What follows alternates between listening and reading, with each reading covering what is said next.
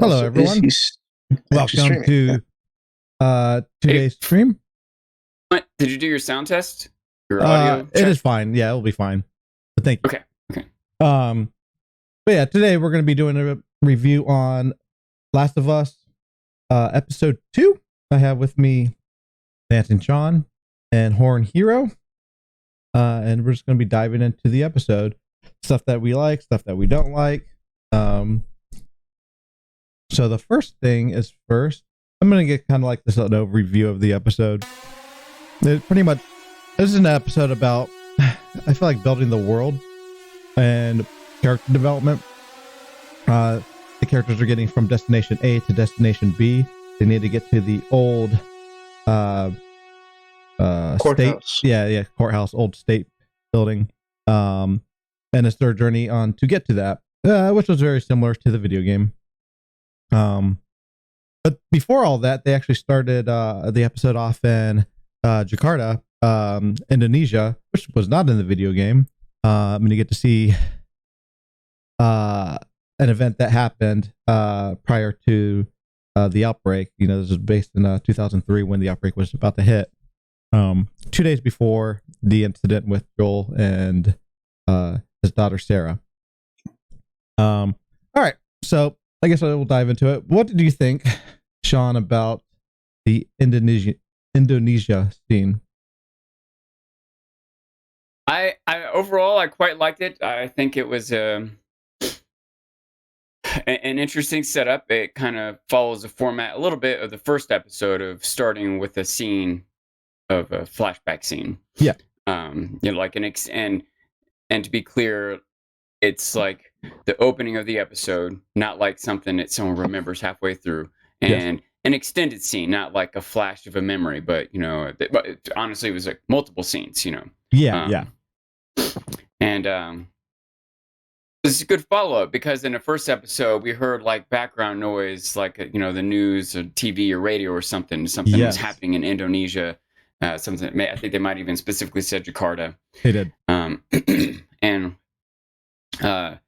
it's also a couple other interesting things about it. And I don't know if I'll go on and on too much here or wait till it comes up again later. But there was an element to this that I appreciated, but then later on I was frustrated with. But it's an island. And I think it might be the most populous island in the world. I think there's over 100 million people. I think there's more people on that island than like the whole state of California. You know what I mean? Like the entire population of, you can imagine the entire population of LA and San Francisco and San Diego and Sacramento all being on one island. And so one, that dense population would have a disease spread through it quickly, or a fungus or whatever, right? And two, it's semi-isolated because it's on an island. People can't just drive or walk there. You have to fly or take a boat. And so the idea that they might be able to bomb this island to contain the spread of the infection is as tragic and extreme as that is. It might be realistic, Yeah. They paint this woman as being an expert. She spent her whole life in this. Yep. They went to her for a reason. What they showed her was overwhelming. What they told her was devastating. And her response was, bomb the whole island. Please let me go be with my family for these last minutes. Maybe recognizing whether they bombed the island or not, these might be her last hours on Earth, and her families and maybe mankind. So, and I think it was a powerful moment in multiple ways, for the audience to witness this, and a good setup to cut back to where the world did go. Yes. Like, if you pick my brain, I'll probably come up with more stuff to say, but that's my overall impression. It was a good storytelling tool. It was well done, well produced, well. It had an emotional resonance. It was good callback to what we had in the next season. Good setup for what's going on now. It was I'm going to say outstanding. Yeah. Horn, your impressions of this scene. This scene opened up a fan theory which I have been relishing because it makes way too much sense about the spread of the infection. So, just to let you know, John, in the game, you don't know how it spreads. Like, you don't know how this came about. Yeah, all this information not in the game whatsoever. Also, worth noting, we talked last episode about I don't know, predictions and issues, things that need to be addressed and what might. Well, one, do I get any credit? I was like, Tess is dead. There's no way she's making it. Yes, right? No, you absolutely got that. We knew that, and we laughed because of that. Yeah. We were both trying to not say a word when you were talking about that. I think if I thought about it a little more deeply, I might have even realized that she was going to die so quickly, and why it was even, I don't know, I want to say necessary from like a plot perspective. Yep. It demonstrates that Ellie is immune. If Ellie and Tess both get bit, Ellie goes crazy and dies, or Tess goes crazy, gets infected, and Ellie doesn't. It's like proof to Joel, like, okay, she is special. Yep. This is real. Yes. But yeah. But anyway, yeah. The other thing we talked about. Sorry for that tangent, but the other thing we talked about was I had a hard time making sense of how it was spreading, the way they were presenting it, because it seemed like when people were exposed, they weren't worried. They would walk into a room with fungus all over the walls, and they were like, "Oh well, I wonder if he died down here," and it just moved on. Like no one was worried about breathing the air or getting sick or moving on quickly. No one batted an eye at what I thought would be deadly contaminative exposure. I don't know. And so, if you heard the after the scenes, they talk about this issue. I've been avoiding that because I don't want to get spoiled. So the director straight up says, "We're not going to." This is what we didn't want to tell you last week, and when Horn told me this, I was like, oh, "Okay, you should have known." Probably he should have known. He's not going to address it. He said at all. He's like, he's not going to address the spores. Like that's irrelevant to the story. And behind the scenes, he says, and the episode 2, that if we followed through with the spores, the breathing, that everyone would have it. Like you can't contaminate it in a room. Yeah. So they went a different route. It seems like. There's a couple things, and maybe I'm nitpicking here, but this is a big budget production that they've put years and years of thought and effort into, and I feel like they should be able to get it right. And maybe as it goes, it will make more sense. But one is that everyone wouldn't necessarily have it. That the spores still disperse in the air, and like you could at least potentially get one spore on your body or in your lung or whatever without being totally infected. Like your body has some like initial defenses to foreign materials to get in your body that would block off a small exposure. And if, for example, like think about like a piece of bread with mold on it. There's a difference between being like one little millimeter speck that's starting and being half covered with white fuzz coming off the whole thing. If you eat a little bit of mold, you don't just die. You don't just suddenly, so there can be a range of how much exposure there is and how much it affects you. Yeah. And so that's one factor. Another factor is that the people of the world would know about this. There would be science and medicine, even rumors, even false information, but the people of the world would have some thoughts or opinions or fears on this. So even if the show doesn't want to hash out the details of the science, it doesn't make sense for the characters to not be worried about it or to not say something to keep the audience. That bothers me a little bit. Thirdly, sorry, but let me get this one last thing out.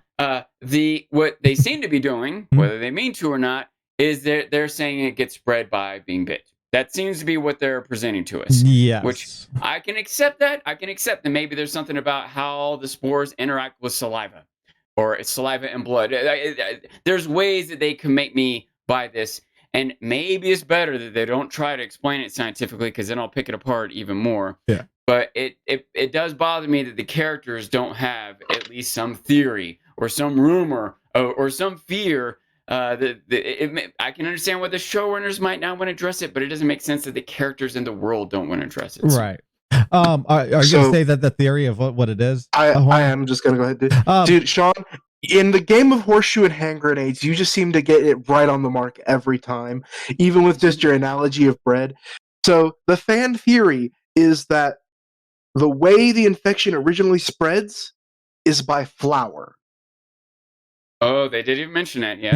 Yeah. So you worked at a factory. One of the things is Jakarta is one of like the largest distributors of flour in the world. Like, actually, I didn't know that. Hands down. Like, I want to say like a quarter of all the world's flour comes from Jakarta, or something, or at least is processed in Jakarta. Yeah, it would have to be processed there, but yeah. Yeah, so it's just, but that's a significant amount.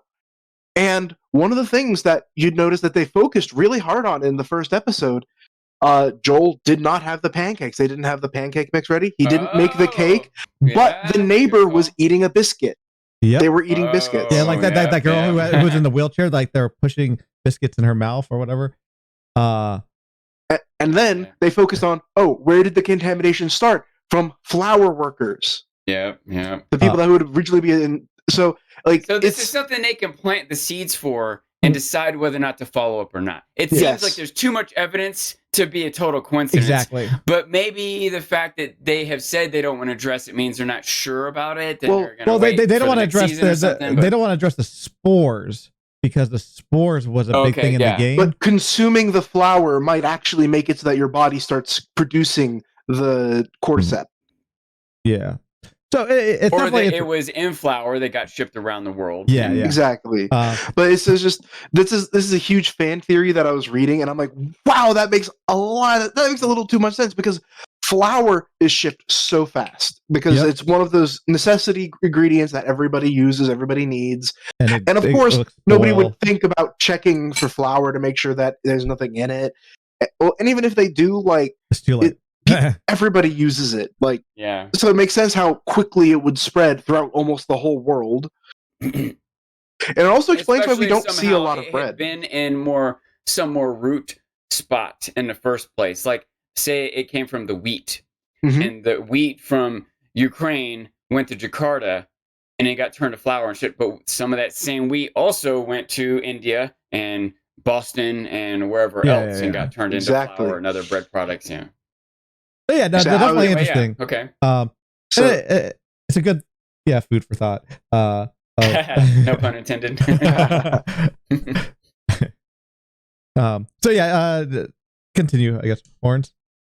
That was it. I was just like, I was like so taken aback by this because, of course, I played the game so many times. I never really thought about the initial spread of the infection, and so like I'm listening and I'm paying attention and I'm really interested in these, but I didn't put those things together. And so when I read that, I'm like, you're so right. You're so actually right. Let's start. I want to start with things we didn't like and go to the things that we did like. So I will start with you, Sean, because I know there was a couple of things that you had issues with the episode. Do you want to do this instead of going through the story chronologically, or in addition to? We will go through the story chronologically afterwards. I guess we'll do this in between because I want to. I'm curious about the things because the main part of the episode is just a walking, like they're walking and they're trying to get to a destination. So plot point wise, it's really basic.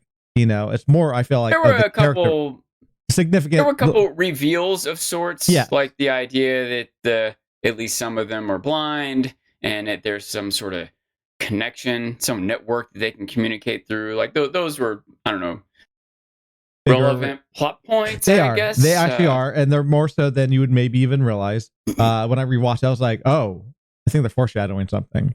But it's also just like this episode alone, you can see kind of the monomyth ideal. What's that? If you know what I'm talking about with that. So the monomyth is kind of like the hero's journey. Usually is used to refer to the entire arc of a story, but through this we got to see the acceptance of the call is him taking Ellie at the beginning with Chess.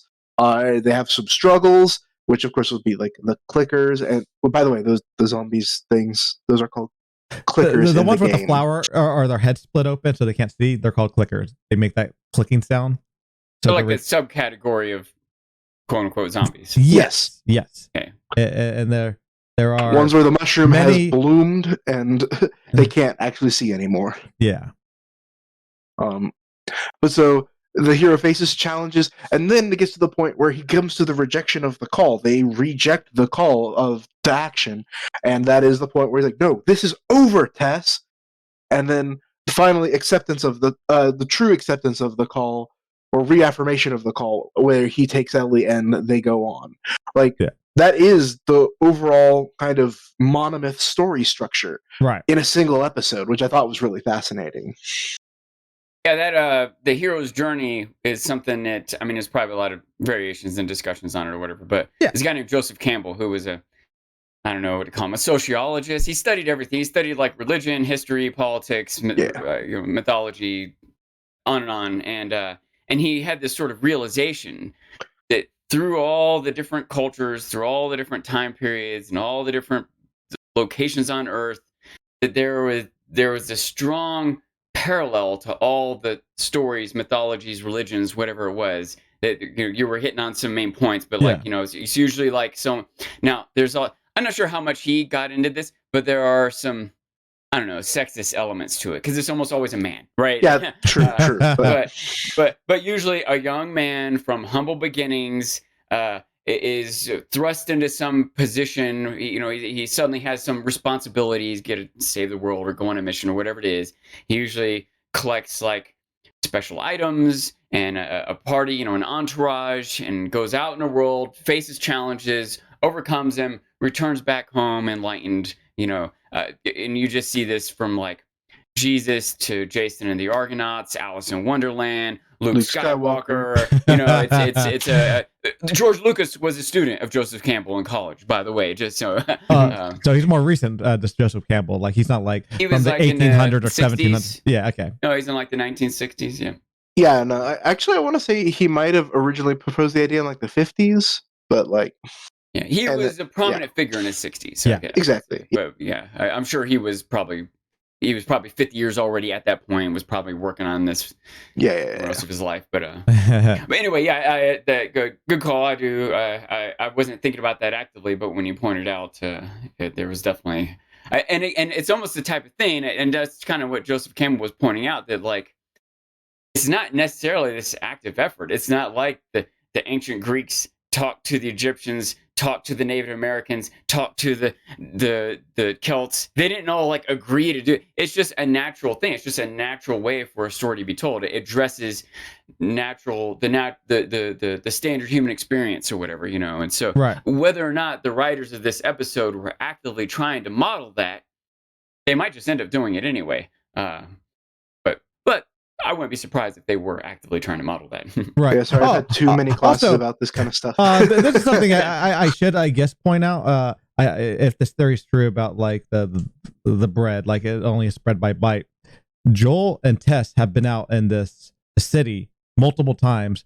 They want to address if it was spread by a room, if that makes any sense, because they've been around for like, I don't know, well, let's assume 10 years, doing this stuff. Maybe 20, maybe since the outbreak happened, but they may have had those questions at the beginning, but they wouldn't have the questions later because they're just so used to doing this now. I don't know, if that like makes any sense or not, but I feel like they wouldn't address. You're saying the reason the characters might not talk about it like I'm expecting to is because they've already gone through it. Yeah, and I could see that, I guess, but they still many times have used conversations between the characters to inform the audience, but they're not doing it here.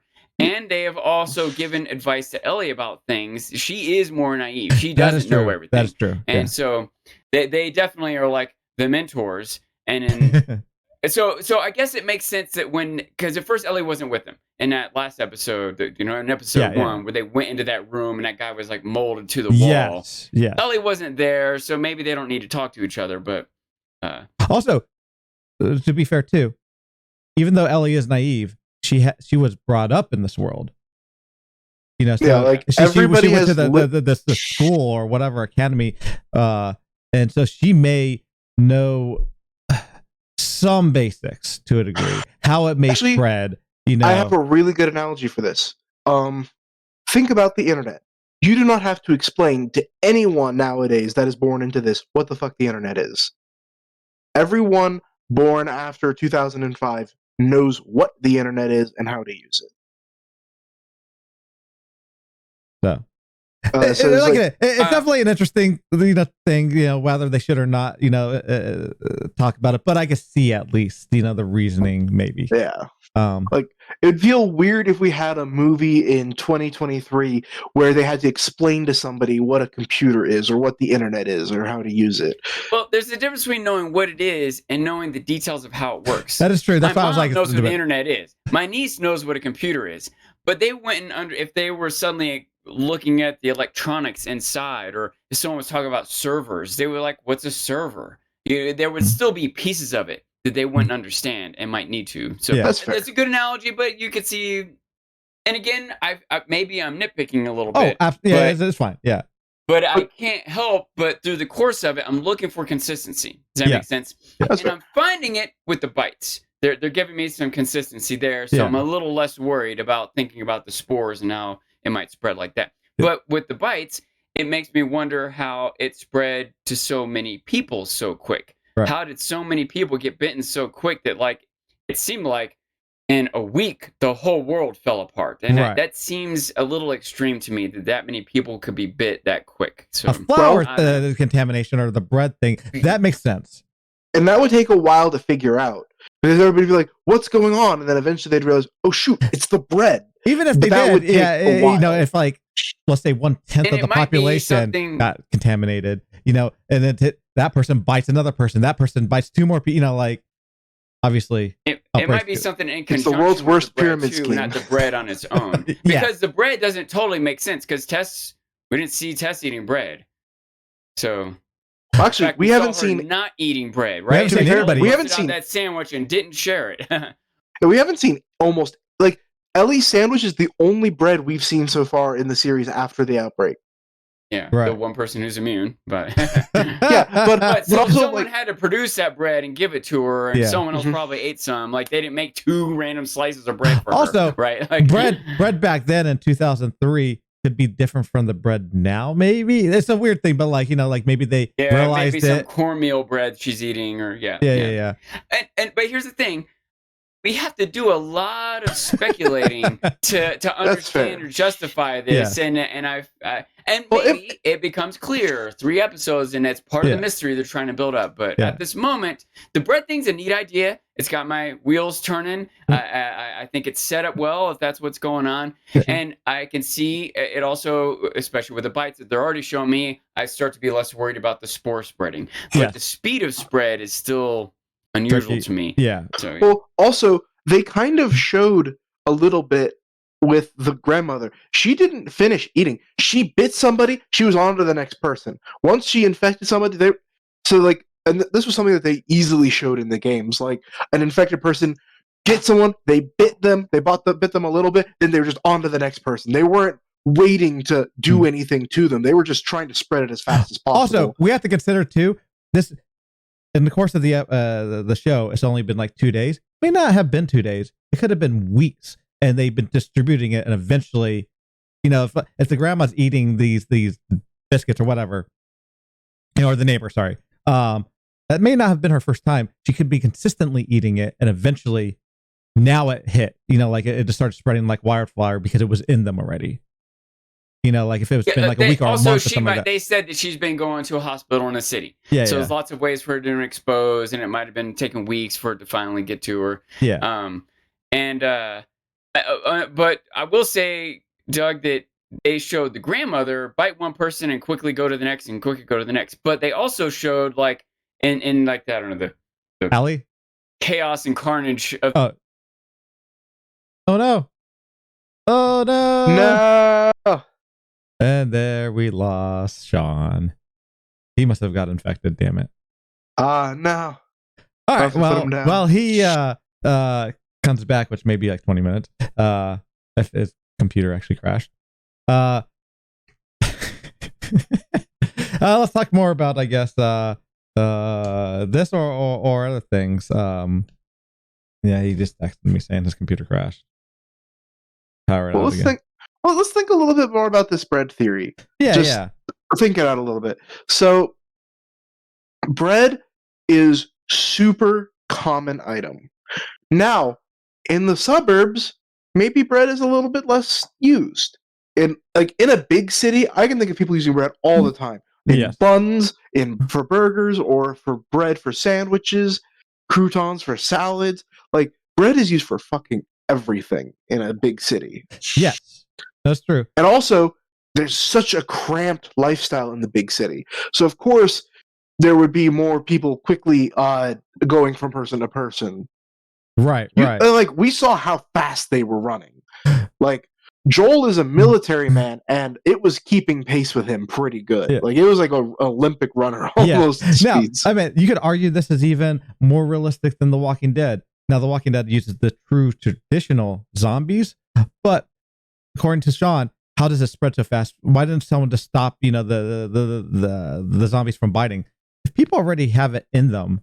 Now, again, The Walking Dead, I guess it's in the air, so like, if you die, you could have it, or you do have it. But in general, if it's already in a lot of people, of course it makes sense for it to spread so fast. Like the bread theory does make sense that at least 10% of the population, if not 30% of the population, would have it in them, and it would have killed them, eventually. And like you said, in big cities, like when the pandemic happened, COVID, it like hit the big cities worse because there's so many people in it. It's like condensed, and you get in contact with so many people. If you're in like a rural part of the world, of course you're not going to be infected, most likely, or not hurt. Like it's harder for you to, because you're not meeting people, you're not seeing people. Yeah. Oh yeah. Well, anyways. Sorry, I was taking care of some mod duties there. No, that's fair. Spore was at us. We should talk about, like, I guess, quick spoilers before. No. That section's reserved for after. We don't want them coming in and us saying anything. That is fair. Anyways. Yeah. So I think the last thing that I find interesting is we know how fast the infection spread, but remember how she said bomb the city.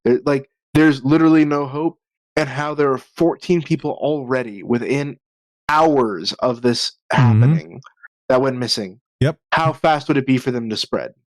Yeah, you have to especially think in of as like densely populated a city as Jakarta. If 7 bites another 7, that's 14, and then 14 bite 14, that's 28, and then you just keep doing that. Like I said, it's the world's most effective pyramid scheme. Exactly.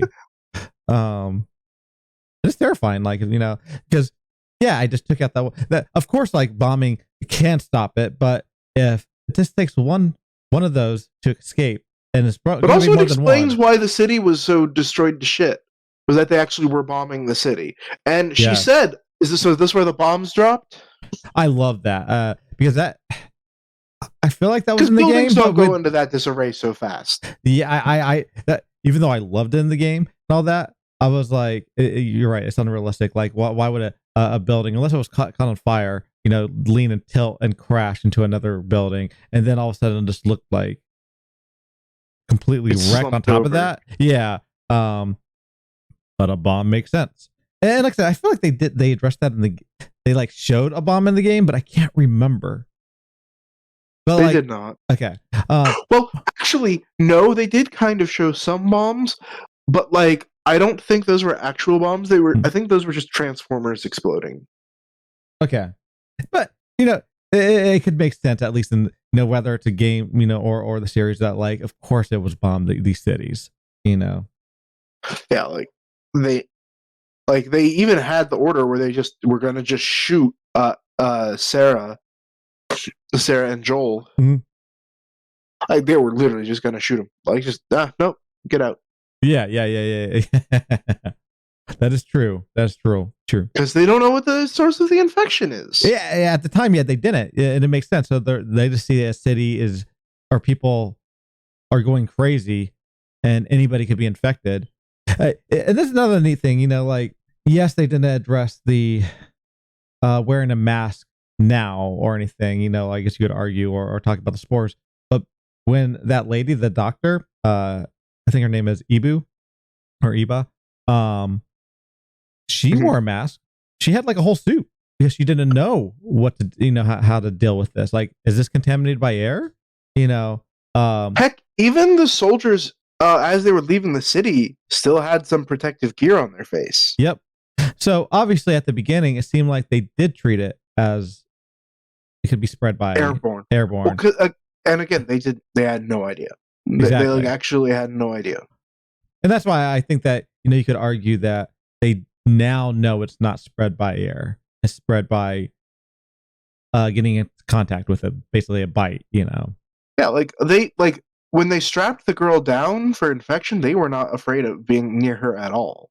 Yeah, like because they had her fully strapped down. Yep.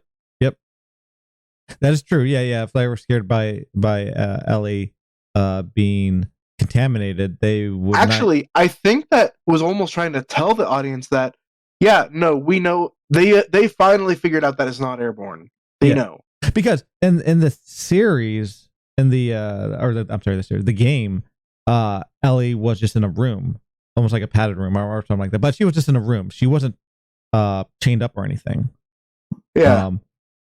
So obviously, if they realize, like we said, that if she bites us, how do we prevent that? Chain her down, and we could test her. Also, one thing that was brought up in one of the streams I was playing with the other game: if Ellie bites someone, will they get infected? That is a good question, and I feel like the answer is yes, but I don't know. Yeah, I don't know how it goes through her body properly. Like, we've never seen it. Yeah. Like in the game or in anything else, we've never seen if what happens if she bites someone. So I feel like,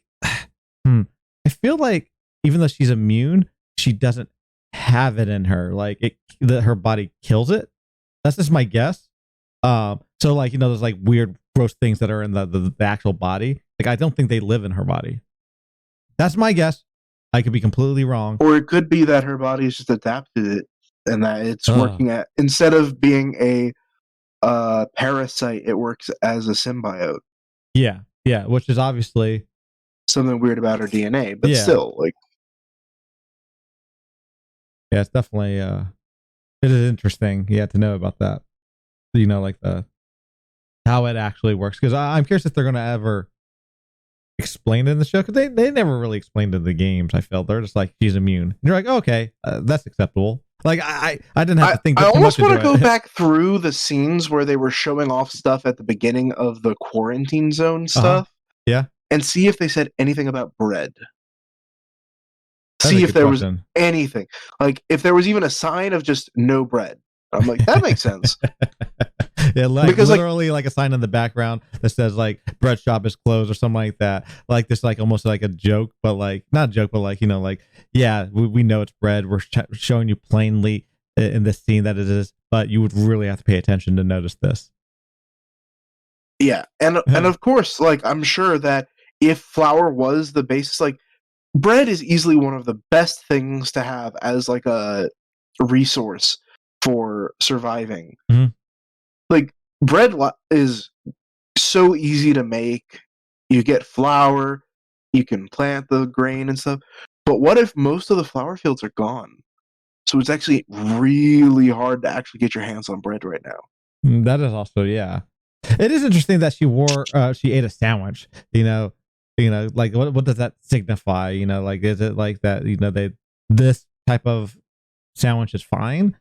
Or is that because she also could be that she's just immune and so she can eat bread. But, even though it had to have been recently made, almost like bread just doesn't live forever. Like it gets moldy after what, a month at most. No, if you keep it like airtight, it'll last for a good bit, especially fresh bread. Fresh bread can last for like a month or two. Yeah, okay. But the thing is, she found on a person, well, actually, where the hell did she even get it? She said she got it from smugglers. Yeah. See, but did she? like, was that a joke? Like, what smugglers did she get it from? No, Marlene said she Oh. got it from. She said she got it from Marlene, and Marlene got it from smugglers. Oh, right. And then she made the joke of like, oh, well, I guess not you two. But that means that Marlene would be comfortable eating stuff like that too, right? I don't know. Of course. So that's why I think that like it's not the bread now is not the same. She was in contact with Robert, and Robert was a smuggler. So there's probably plenty of other people that try to smuggle items. Yeah. Because why not? But I guess my point is that the bread may not be dangerous now compared to what it was back then, whatever the spread issue was. I don't know. It's interesting. Yeah. But and again, that might be like Sean said. Maybe it's cornbread or something made without flour. Yeah. That makes a lot of sense. Or whatever the heck, like veggie breads are made out of lactose or whatever. But no, cornbread would make sense. My favorite thing. Uh-huh. Have you watched the Buzz Lightyear movie? No. So, first off, it's kind of a funny movie, worth watching. But there's one scene where they all open their sandwiches. This is like, there's a plot point where Buzz Lightyear is kind of being catapulted into the future. Yeah. By doing these things, something he's doing, and this group of people all pull out sandwiches, which is meat, bread, meat. Meat, bread, meat. Yeah, and he's like, "What? Why would you make your sandwich like that? It should be bread, meat, bread." He's like, "What? No, why would you do that? That's too much bread. It's too dry." Wow. There's a joke about that. That's actually pretty good. Plus, if the meat is on the inside, how is it going to get to your tongue? You want the first thing to taste to be the meat. And I don't know. I just thought that was hilarious. That was such a good joke. Yeah. Because it makes sense. Because like in the future, of course, people would have weird eating habits. Right. That's fair. No, trust me. If you've got like an hour and a half to spare and you still have Disney Plus, check out Lightyear. Yeah, it's very well acted and it's just good. Right. So, in the scene, I think one of the best things that they, obviously we're going to go over this maybe a little bit, but is the scenery, like it being like almost a straight rip from the game. The building leaning on the other building is like, I mean, that's like an exact picture they took from the game and put it into the show. I feel. Oh yeah. And it's just really well done. Like it feels so real. However they did that CGI. And also, did you see the little Easter egg of the giraffe? No, but in the scene when they're walking to the Capitol building, tucked away underneath there in like a corner, you can see a stuffed animal of a giraffe. Oh, that's great. I wonder if they're which might be a nod to one of the most famous scenes from the game. I'm curious if they're going to do that in the show. They fucking better. I can see them not for whatever reason, but I guess, but it's like one of the most iconic scenes in gaming. It's so beautiful. Yeah. But also, we just haven't seen any animals. I was gonna say, do you think the animals are infected in this world? Obviously, in the game, they're not. I don't think they were. I'm like actually trying to think 100%. Obviously, like the giraffes were fine. I don't think they were either, which is why I'm like maybe. But if it becomes a bite, if you bite another animal, would they get infected? So it's interesting, to know if they're like, I can see them not doing the draft thing if the draft would actually have been infected, so they would have been wiped out. But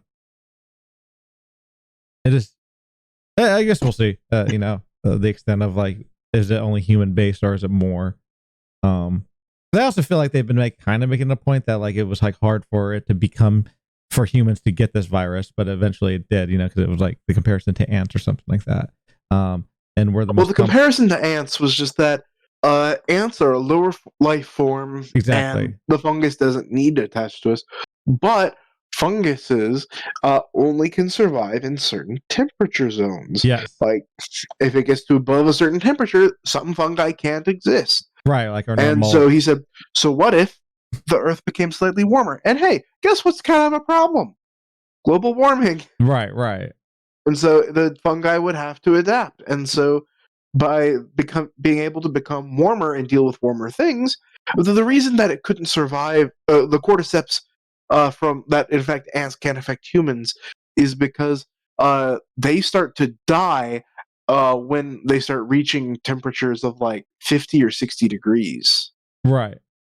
And the human body is naturally 98.6 degrees. I mean, it's kind of like so. Like it makes sense that like the flower just itself adapted. Like it doesn't even have to be anything to think about. Like it just could have been the fungus adapted into the flower. And if there's a huge pack of the flower, like of course. Oh, yeah, but that's what the guy in the beginning of the first episode was talking about. Yeah. How the human body is so hot that most fungi would not be able to survive. Mm-hmm. We are literally almost 98.6 Fahrenheit. Boiling point for water is like 132, I think. Yeah. So like it's pretty close to the boiling point of water. So like fungus can't survive in that. Yeah. Except certain funguses that live like attached to like undersea volcanoes and stuff. And it also like points out how to kill it. Like even now the best way to kill it is through fire. Like something super hot, which is fire. So yeah, no, definitely interesting. But yeah, I'm at the I guess got off on a tangent on the giraffe thing. But yeah, the scenery is just so well done in this episode. Mm-hmm. You really get to see the true impact, of a world that could look like this. Like Walking does a pretty good job on obviously the sceneries and all that, but like this just takes it to another level, of CG. And let's not forget about the museum scene. The museum scene was a straight rip. Jesus, that's so good. And the hotel lobby scene was kind of a straight rip. Quick thing. The museum scene, they got attacked by people, right? If I'm correct, I thought that it was a people fight scene. No, it wasn't. It wasn't. So what's a monster scene? So, yeah, no. That was like our first introduction to clickers. I thought that was the first introduction to clickers was when they're in the building. Like you jump down the subway, from a pillar. The subway area, yeah. No. Like when you like go into the actual like the leaning tower building. I thought that was the first introduction to clickers. Oh yeah, no, because the subway scene, the like sub area is after that. Never mind. Yeah. Which we actually didn't get to go into the buildings. No, not really.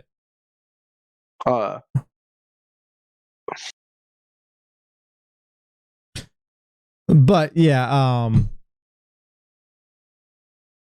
the straight rip, like I mean, obviously the director the director of this episode was the game director of the games. I think it might have just been for the scene with the clickers. Honestly. Do you think so? Okay. Yeah.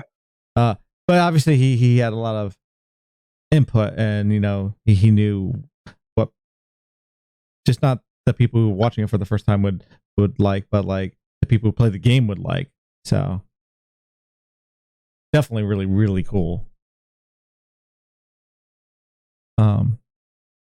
Were you gonna say something else about that scene, the museum?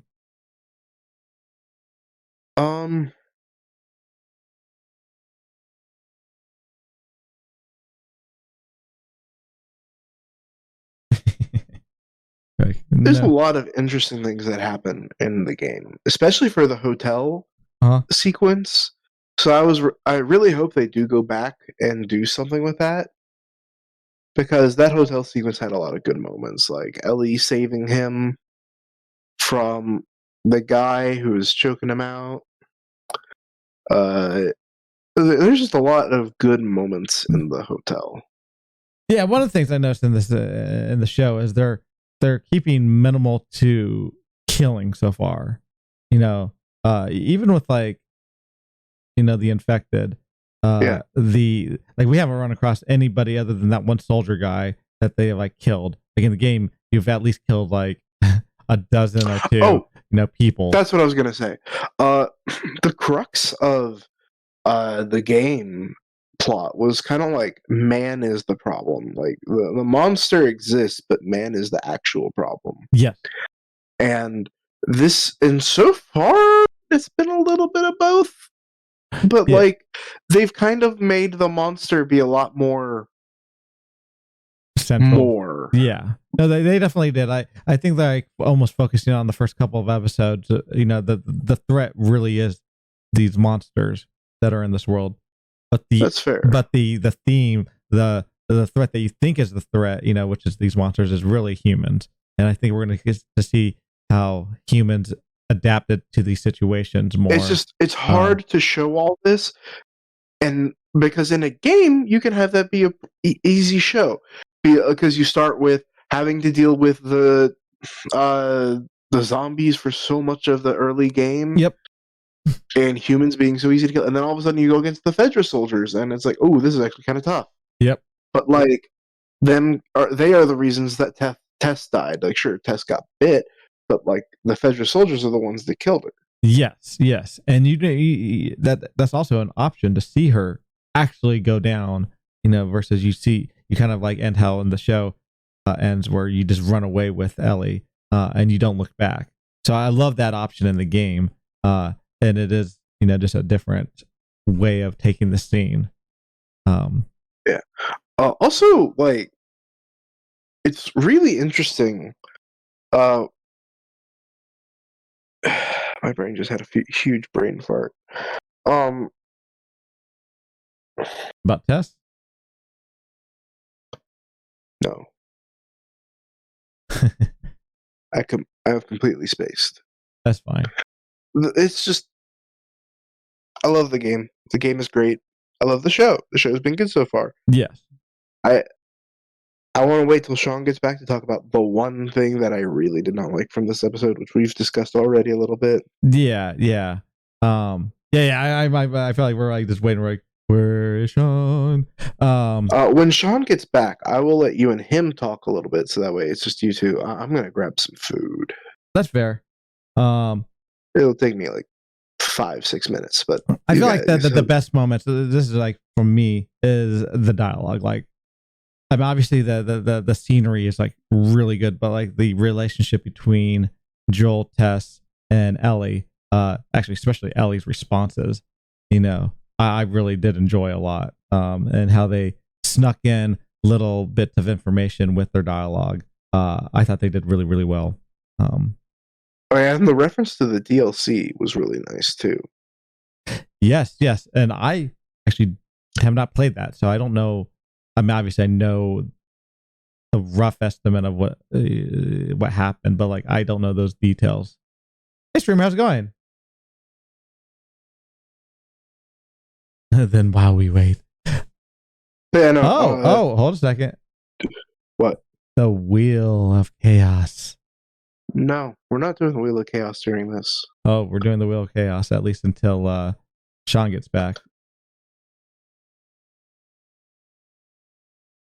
I mean, you can keep talking, but do you care about spoilers for the DLC? Are you ever going to actually play it? I am 100% going to play it, but I feel like there is going to be something significant to the show that they're going to talk about in the DLC. Well, then I'll wait. I won't spoil it. Because the DLC is really kind of fun, like what it talks about. Right. All right. We're spinning it. It's going to go Genshin. I'll laugh. It goes to Genshin.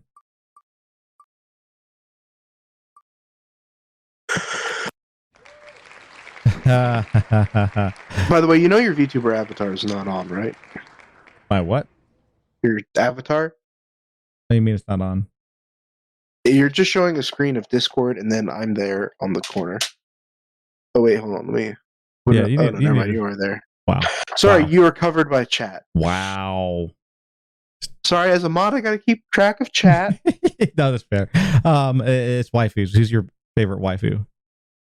Shenhe, or Skeleton Queen X. Wait, I know who Shinra is. Shinra.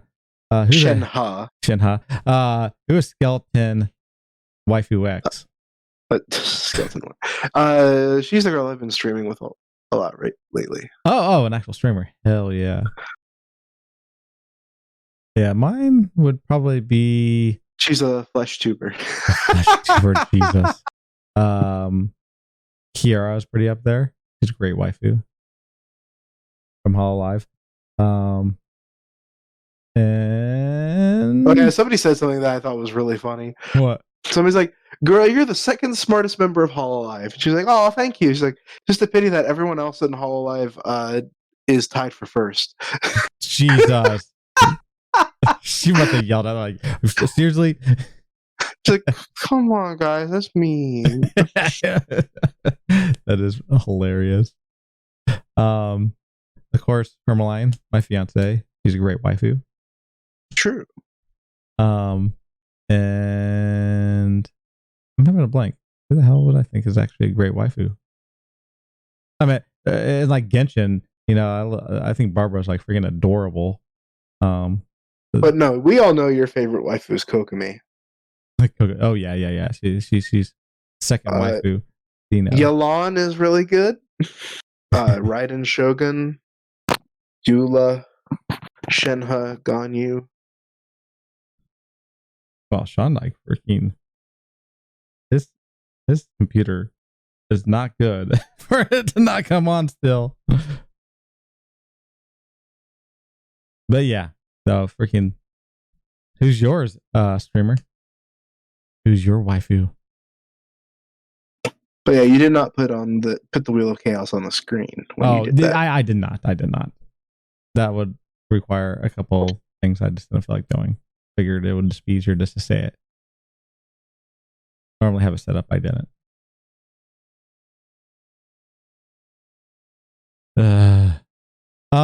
I guess. Well, I'm just gonna talk a little bit about like so the scene in like the very first scene. Oh, I don't play Genshin. Oh, it could be any waifu.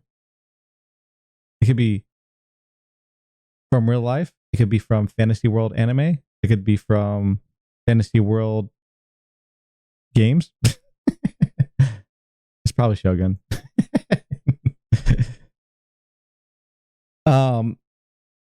The first scene, that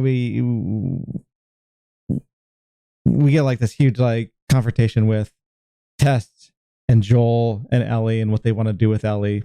Whether Joel wants Ellie to go back, like he just wants to take her back. Like he's like pretty adamant about just this is just a waste of time. He doesn't want to invest into this. And like there's so many things that are just going. I feel he's like so resenting to do this. It's not like he's almost back.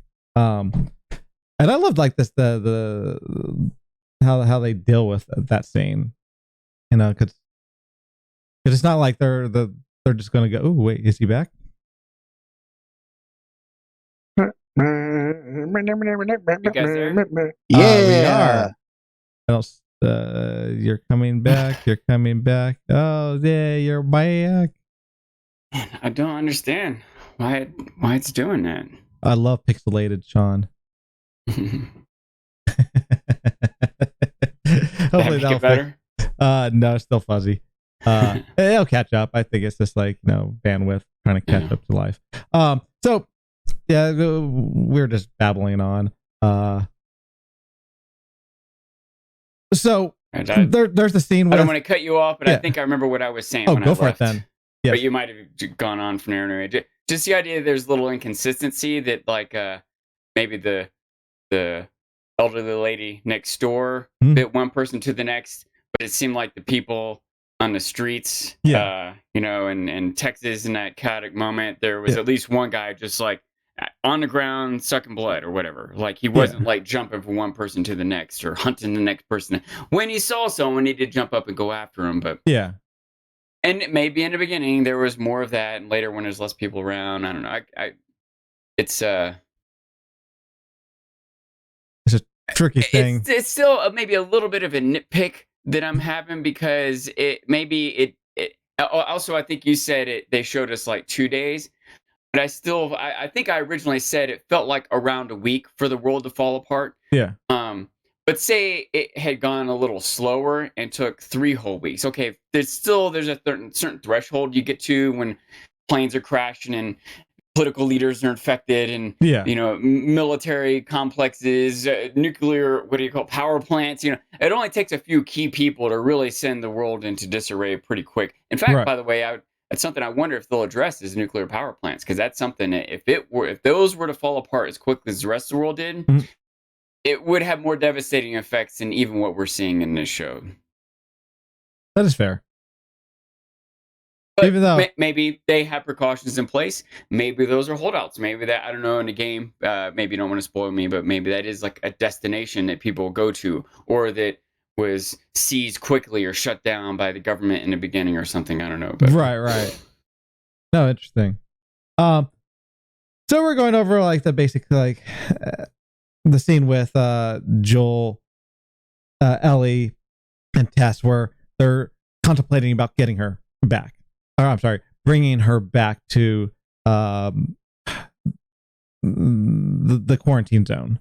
Yeah. And in general, I think the dialogue's really good in this episode. Some of the witty remarks that Ellie does. I mean, I can help but laugh a lot of the times when she would deliver her lines or something like that. I don't know, what your thoughts on that is, but no. But they would implement like for one, obviously Joel's just resistant, like he does not want to do this, while Tess seems to have something in her mind that like if you do something bad so many times, eventually, but you see like that you could get redemption. I feel like that's what she was going through, that if Ellie is really the cure or whatever, I should pursue this, like a part of her just wants it, thinks that all her past mistakes will be redeemed almost for this mindset, at least, But anyways, thoughts? Yeah, it does seem like she has a hope that Joel doesn't, like that has become more nihilistic than her, that he doesn't really care about anything, nothing matters, he's just trying to stay alive. He doesn't seem to have some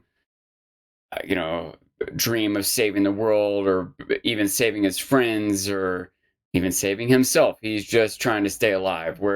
And maybe largely that's what Tess and many other people in the world are like, but something in Tess is still giving her hope, and she's, for better or worse, you're putting it all on Ellie and I guess on Joel to save Ellie. And Joel hasn't quite accepted it yet, but he clearly does in that sudden moment where he picks her up and takes off. I will say, despite a lot of my complaints about this episode, that I do think that they're developing the characters pretty well. Yeah. Ellie, they did make her, on some level, even if she's supposed to save the world, even in this apocalyptic scenario, even having, been an orphan and gone to a military school, she's still just a 14-year-old girl, right? Mm-hmm. She still wants to goof around and play with the piano and is, they still are giving some distinguishing her character from the other two, right? She still has a little bit of naivete and fun seeking or whatever in her, and the other two just given up and don't care, Right. I will say, though, another little thing that irked me was how quick they were to wade into that nasty, stagnant water. You know what I mean? Like, the whole world's been ravaged by fungus and disease, and they just walk right. Maybe Joel and Tess know it's safe. I don't know how they can really know it's safe. Did they test it? Maybe they went through it one time. Maybe they got lucky. Like, even if they're not going to get infected by this fungus that's ravaging the world, it might just be a freaking snake. There might be some bacteria that's going to eat their skin away. There's so many things. That grossed me out more than all the zombies and fungus and everything else. It's just the idea of walking into that water is like, nope, take me back. Sorry, world. I'm not going to be your cure. I'm not going through that water. Now, to be fair, I think they had two ways to go. Like, they had the short way or the long way, and they chose the long way, so they knew these routes it looked like. So I'm just saying, just because you went through the swamp one time doesn't mean it's safe and there are no snakes. You just happen to not get by a snake that one time. Also, if you're dealing with the infected or snake, I think they would have preferred snakes than the infected. Maybe, but I I like would that prefer mindset. neither. Yeah, that is true. That's true. So there's like dialogue that I find funny when, like in that scene, Joel, jumps down and Ellie's like, I don't know how to swim, and he's like, are you, like, seriously? This is not, this doesn't go past my knees. And she's like, how was I supposed to know that?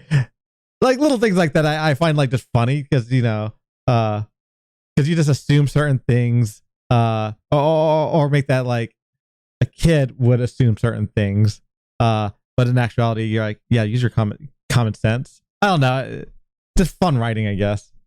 Yeah, which is, I think, important. This can't be all dark and grim and scary. It gets less dark and grim and scary when it's always dark and grim and scary. You need something, a counter. Yeah. And I thought, the contrast between Joel's seriousness and Ellie's lightheartedness. Yeah. She's like strolling around, like you said, she's being like a goofball, like pushing stuff, and you're like, oh my God, that's so stupid. Like, you shouldn't probably be doing that. But she's just having fun. She's not used to stuff, I will say, though, it led to another one of my nitpicks. They didn't seem to be worried about making noise. But 2 scenes later, we're like, they can't see, but they can hear. Like, well, what the hell? Why were you why are you just now deciding to not make noise? Why weren't they worried before? Like, in this one thing, maybe just incidental footsteps or door opening, but she was literally hitting piano keys, and they didn't warn her. Hey, there are these zombies that can hear really well because they can't see, so don't make too much noise. They were in different buildings. It's a little inconsistent. So but they don't know who's in what building, right? I think it is based off of. So I think it's based off the moments when they want to create suspense. They do. Maybe moments when they don't. They don't. I was just say the what was it called? The museum. The museum had a whole pack of certain things around the outside, and I think that's like an indicator. I could be wrong, but he like broke something. He's like, and I think they also they had already seen differences in the indicator. Maybe they hadn't at that point, but for example, it's another thing I felt like was good. Like, oh, okay, like when they went to the one tube or whatever of fungus, and he's like bone dry. Yeah. So like, okay, so they're less worried. But that makes me feel like they should have been more worried about the stagnant pool of water, right? Like, there could be something in there that would not be dry, and they couldn't even see it or know that they might be triggering something at a distance, right? Like, it's like I was worried about some bacteria or snake, but they have other things they should have been worried about that they weren't. And they also, and again, I'm remembering some of the timing a little off, but they came upon one body that had been sort of like brutalized and torn up, not like bit one time and infected, but like seemed to have been ravaged. That was at the clicker area. Yeah. And so that was like another thing. It should have been an indication, like, okay, something is different going on here. But they didn't.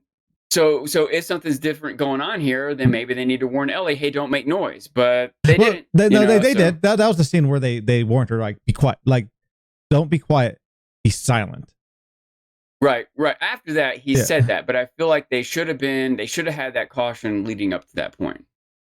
Yeah. And, I think moments where she was making noise, they knew it was a potential threat, and they seem to be, and sometimes above and beyond with how careful they are, and other times, like before they even got near the town, they should have been warning her. You know what I mean? Like, much less the moment when she's like pushing stuff around and pressing piano keys. But now, again, maybe that's nitpicky. This is, to be fair, in the game, you kind of know signs of the clickers. So like they are in dark areas. They're not in like the water. They're not going to be in that because there's too much light. I don't know. Might not be, but the underground network of fungus warns other that is true. Zombies Yeah. And unless they don't get affected by.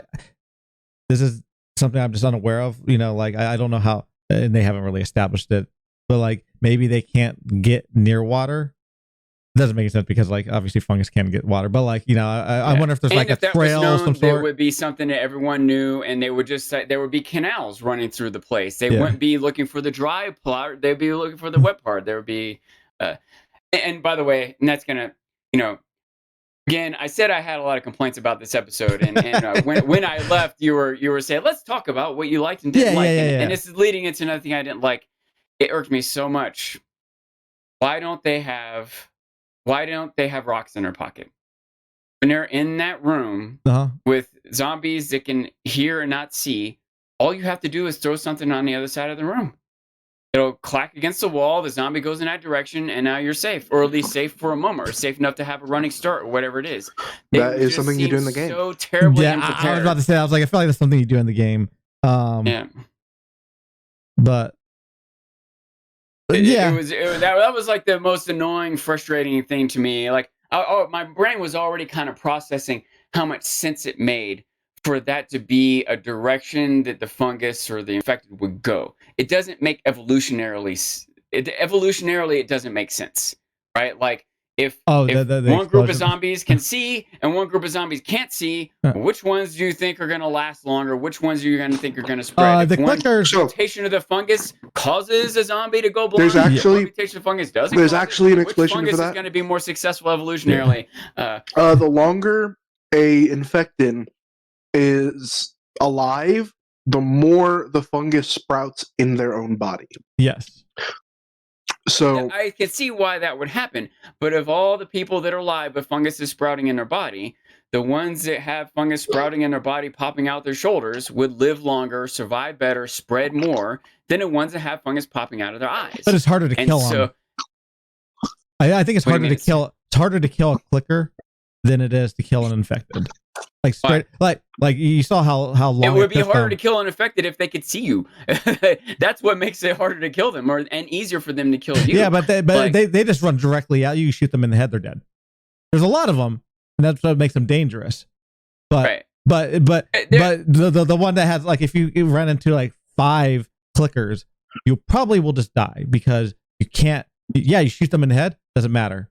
You have to shoot them constantly until they freaking fall on the floor. Well, the same thing applies if there are a bunch of fungus infected people, and some of them, when you shoot them, they don't die, and some of them, when you shoot them, they do die. Well, there's going to be more of the ones that survive and spread that don't die when they're shot. So I would expect there to be more and more of those and less of the others.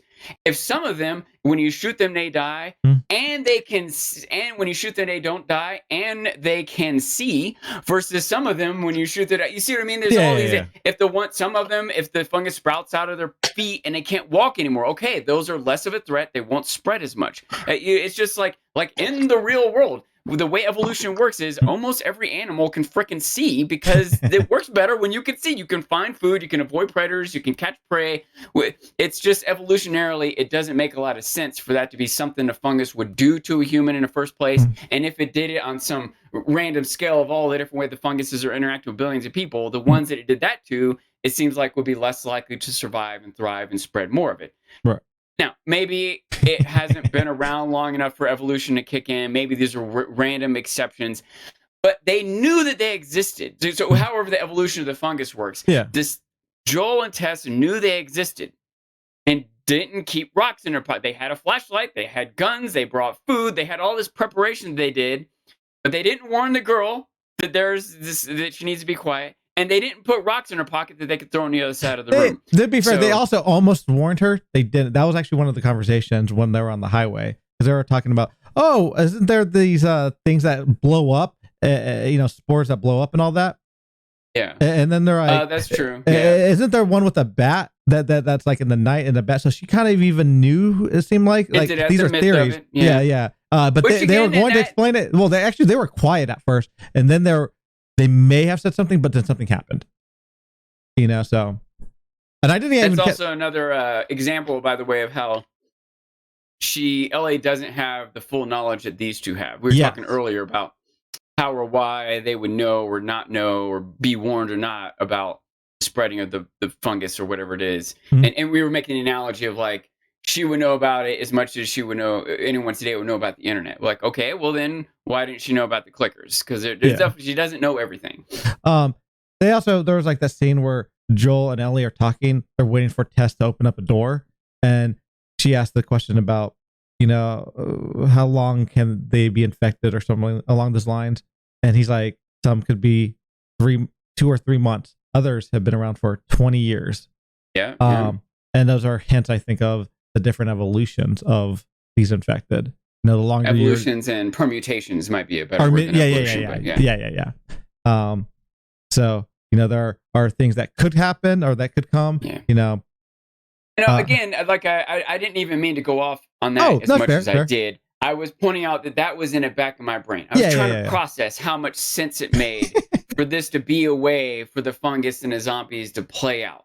And here's the theory. In the middle of me kind of questioning that, suddenly they don't know how to throw something across the room. Like, even if they don't have rocks in their pockets to be prepared, throw your flashlight, throw a bullet. I even thought that's what was happening when he was unloading his gun. Yeah. I thought he was going to throw a bullet across the room to distract it. And he didn't do it. I feel like they set up the thing that I was expecting and still didn't do it. And it was really frustrating. That's fair. That argument I do agree with. My theory on why they go to the brain. What if when the cordyceps and the plant fungus grow inside of the lower body, eventually the body just stops functioning, and the fungus can't use the brain enough to move the rest, and so then the infected dies.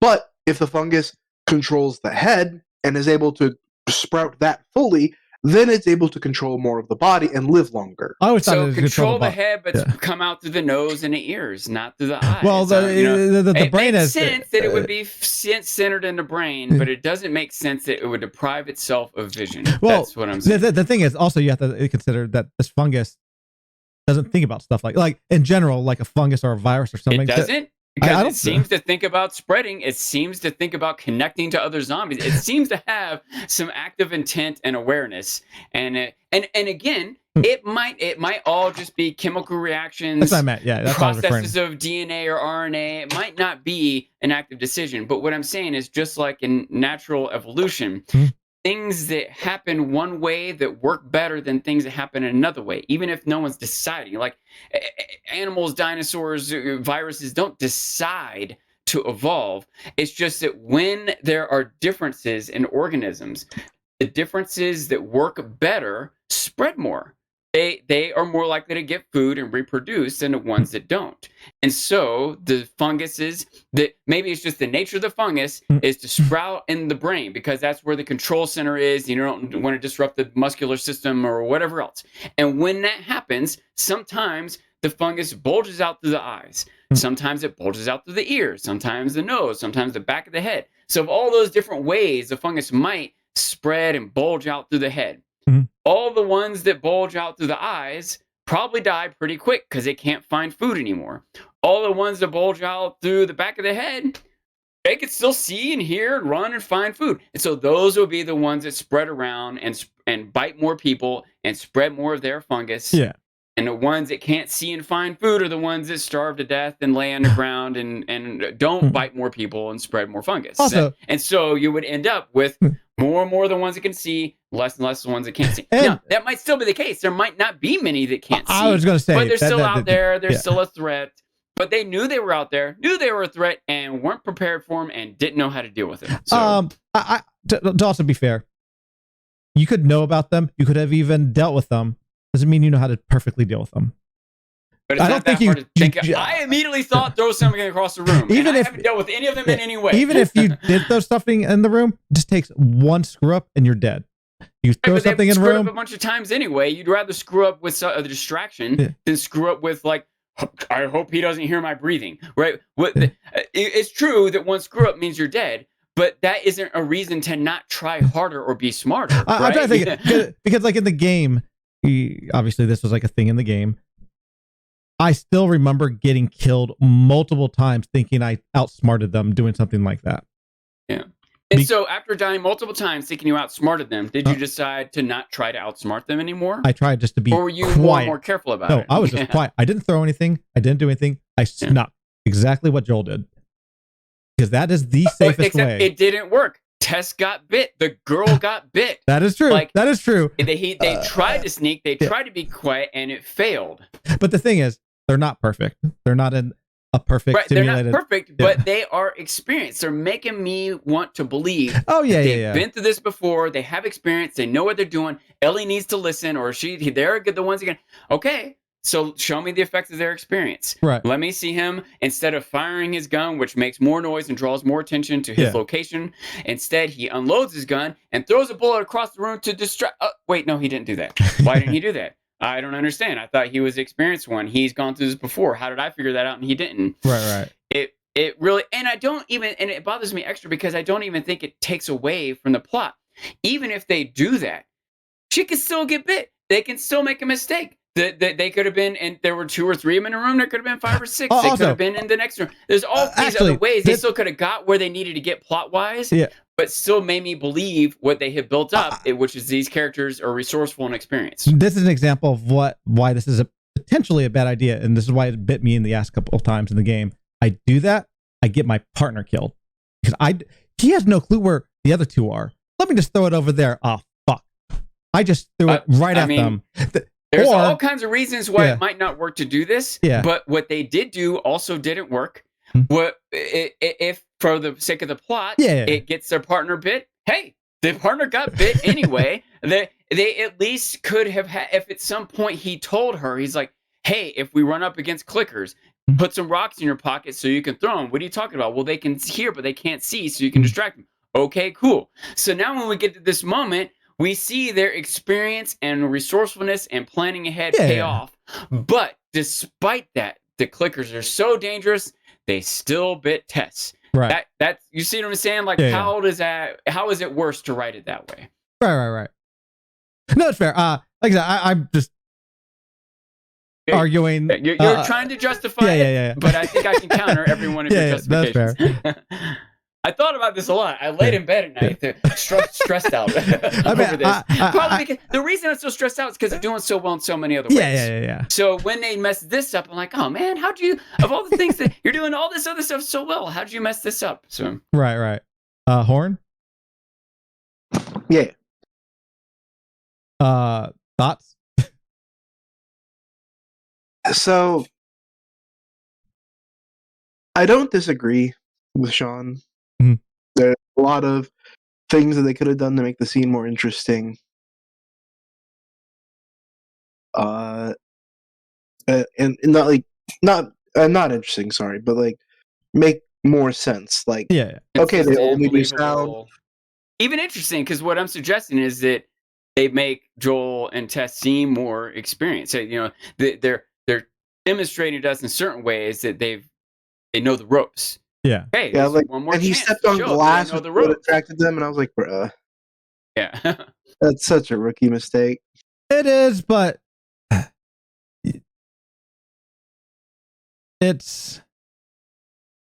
I feel like they're experienced enough, but they're not. I put it in the perspective that, I may have faced 1 or 2 of these things. We never killed them, and I still don't know 100% how to deal with these. That's what I got from it. They know how to survive against this, but they also don't know how to deal with it. I just feel like they should. I don't think, like, again, I don't know how to deal with it, but I still thought of that immediately. Right. And they were on the cusp of doing it. I still don't know why he unloaded his gun. It's the only reason I can think why he unloaded his gun. Because he ran out of bullets. I don't think he did. He turned it up and dropped them into his hand. He needed to reload bullets. That I do know. What do you mean he needed to? Because he ran out of bullets. He may not have known how many bullets he used. Also, let's assume he has 1 bullet left. I need to reload this whole thing because I'm going to probably use this whole round on them. I mean, why didn't he just have bullets in his hand that he reloaded? He didn't. He unloaded his gun. He put new ones in there, though. I don't think he did. I'm pretty sure he did. I'm 90% sure. There wouldn't be new. You don't take anything out. The shell falls out onto the floor. The lead tip of the bullet goes out of the gun at 500 miles an hour and hits something, and then the shell that lead tip was in falls out. Yeah. I don't know. I'm not a gun expert, so I actually do not know this question. But I mean, I know in the game guns work in different ways. But generally speaking, I thought in the game you had to reload it like that too, which made me assume that it was a realistic think of gun. a gun where you take something out after you. You take the clip. You take the clip out of a pistol. It was the shells. It was the shells of the bullet. I think that he took out. At least that's what I thought, and I thought I remember doing something similar to that in the game. I thought, regardless, even if that is the case, when that started to happen, I immediately thought, "Oh, smart! Throw him across the room." Like I haven't dealt with zombies before. I didn't know what a clicker was, right? And somehow I thought of this. He's supposed to have been the one that's been living in this world for 20 years, gone across the city, knew the route, the short way, the long way. He has all this expertise. Why didn't he just think, even if he didn't learn it or someone tell him, why didn't he just think of it randomly like I did, Right. And he didn't think of it. Tess didn't think of it. Ellie didn't think of it. No other person they ever talked to in the past thought of that. Like, I don't know. Right. Anyways, obviously that's a complaint. So yeah.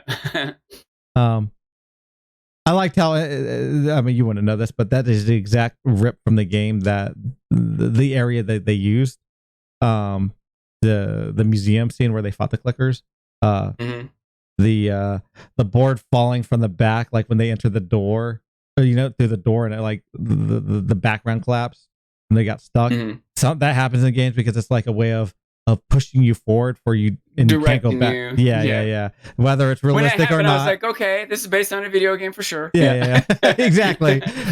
Limit the options and exactly. But yeah, so obviously they get to the house, the state house, and Tess reveals that she's been bit.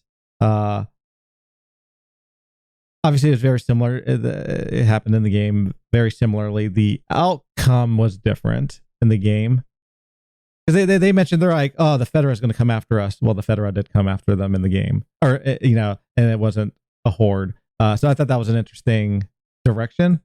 It doesn't matter. It's the same result no matter what. Like Joel has to come to a realization that he has to get Ellie to another spot. And normally when you see a bite, in shows, sometimes like you see it immediately, so they're gonna die. I thought the direction of how, like, I think that, like I said, it's the same in the game, of how she shows it, and she's like, "That's not the point. I mean, I'm gonna die, but like, you need to get on the ball." I kind of like that. It's just a push. What's up? I did appreciate that Ellie it clicked in her head. She's like, she's infected. Like when she realized this shift of attitude that she was going through, she immediately realized the reason why it was. And this is like a theory that I'm like, can she know if someone's infected or not? Like, is that part of her thing that she has? Or is it? Because part of me thinks, just think she made a keen read. Yeah. She just understood the psychology of people, and but yeah. Have you ever considered that maybe the cordyceps in her can sense that she's infected? I thought about that. Yeah. It could be both. I would be a little frustrated if they went that direction. I think not only is it a little too supernatural, but also it takes away from her character. It takes away from her being clever, Right. Like after they leave and Tess like pours all the gasoline on the floor and the bombs, or the grenades. I was like a little torn on this one because I thought it was just weird personally. I'm not sure your thoughts on it, but like where the zombie comes up and like pretty much kisses her, to pass the infected. I was like, what is this? A little awkward or excessive or whatever. Like I try to think that maybe she's trying to be quiet so she doesn't draw more attention, and like this one at least came over to her slowly and she's still able to try to light this lighter. But I still felt like there's a little bit of like, I don't know, shock, gross out value they're going for. Absolutely, yeah. And the lighter not lighting was also like such a trope. I'm like, come on. Horn said the same thing. I said the same thing. I'm like, this is my least favorite trope. Like let her just have her moment where she's just trying to like lights the lighter and drops it. Like, come on, like don't fall for the stupid thing of little things like that kind of irk me. They get worse when there's another thing in the background that I'm already irked over. once again, I complained about this in the first episode. Once again, they don't take the opportunity to grab supplies. Like it's suddenly in this spot where they were desperate for a battery. They only have so much water, food, whatever supplies and such. They kind of expected to get a resupply when they got there. Right. Hold on, sorry, my cat's going crazy. Okay. Now they're finally at this spot with all these resources, and understandably they're in a rush, but literally it wouldn't have taken more than maybe 2 seconds to grab one of those grenades and think later on it might save their life. And they might in 5 whole seconds been able to grab a box of grenades or another gun or a bag of food, or like this whole place is just full of resources, and they're just oblivious to it. It's like now it irked me so much. Same thing. Maybe Joel is like stunned. He's like processing what to do in this moment, and so maybe he doesn't quite take the initiative or consider what he needs to do properly other than get the girl and go. But why isn't Tess saying, grab some guns and go? Why is she just like, why is there no communication? Like, I just feel like that was, once again, poorly handled moment where they could have, should have been acting in one way and weren't, Right. Even if there's the time pressure on them, they have like less than a minute he even like said we have like a minute. He could have just said we have 2 minutes, and it taken 1 minute to get himself together and 1 minute to grab some supplies. And maybe on some level they need them to not have supplies in the next episode or something, But then have there be less supplies in the room. Have there be some other dilemma about how they have to get out or how much they can carry or something. It's just little things like that happening once every other episode. I'm like, oh, whatever, no big deal. But little things like that happening 3 times in one scene, it really irked me. When you go to not grabbing the supplies, to the lighter won't light, to the zombie has to kiss her, like all that happened in like a 2-minute span, and I'm really coming out of my suspension of disbelief. With the lighter, she literally just dumped oil on the ground. Dip it in the oil. Like, it's making the spark. Just dip it in the oil. Yeah, just spark this. Yeah, like spark the. I assume that was gasoline and not oil. Well, regardless, it'll light off of a spark. It makes it even more true, right? The spark, like oil, might not even catch fire when you drop a flame on it. Yeah. It might light up a little bit right there. But gasoline doesn't actually light on fire. The fumes of gasoline light on fire. So she doesn't even, if she can get that lit, it doesn't necessarily even have to like touch the gasoline on the ground. All the fumes in the air would just ignite. That's fair. Yeah, I was just like, I don't know. Like, you'd think the gasoline would help the lighter light, not make it worse. Yes, exactly. That's fair. But yeah, that's pretty much the episode overall. This was a much more, I'm gonna say, action oriented episode, which I don't like action that much, usually because it's not handled very well. And so, okay, here we go. That's what happened here. It's I think the first episode was a lot more like setting up the world and the characters. It had much more character interaction. It had much more, mysteries unfolding and conflicts and dilemmas.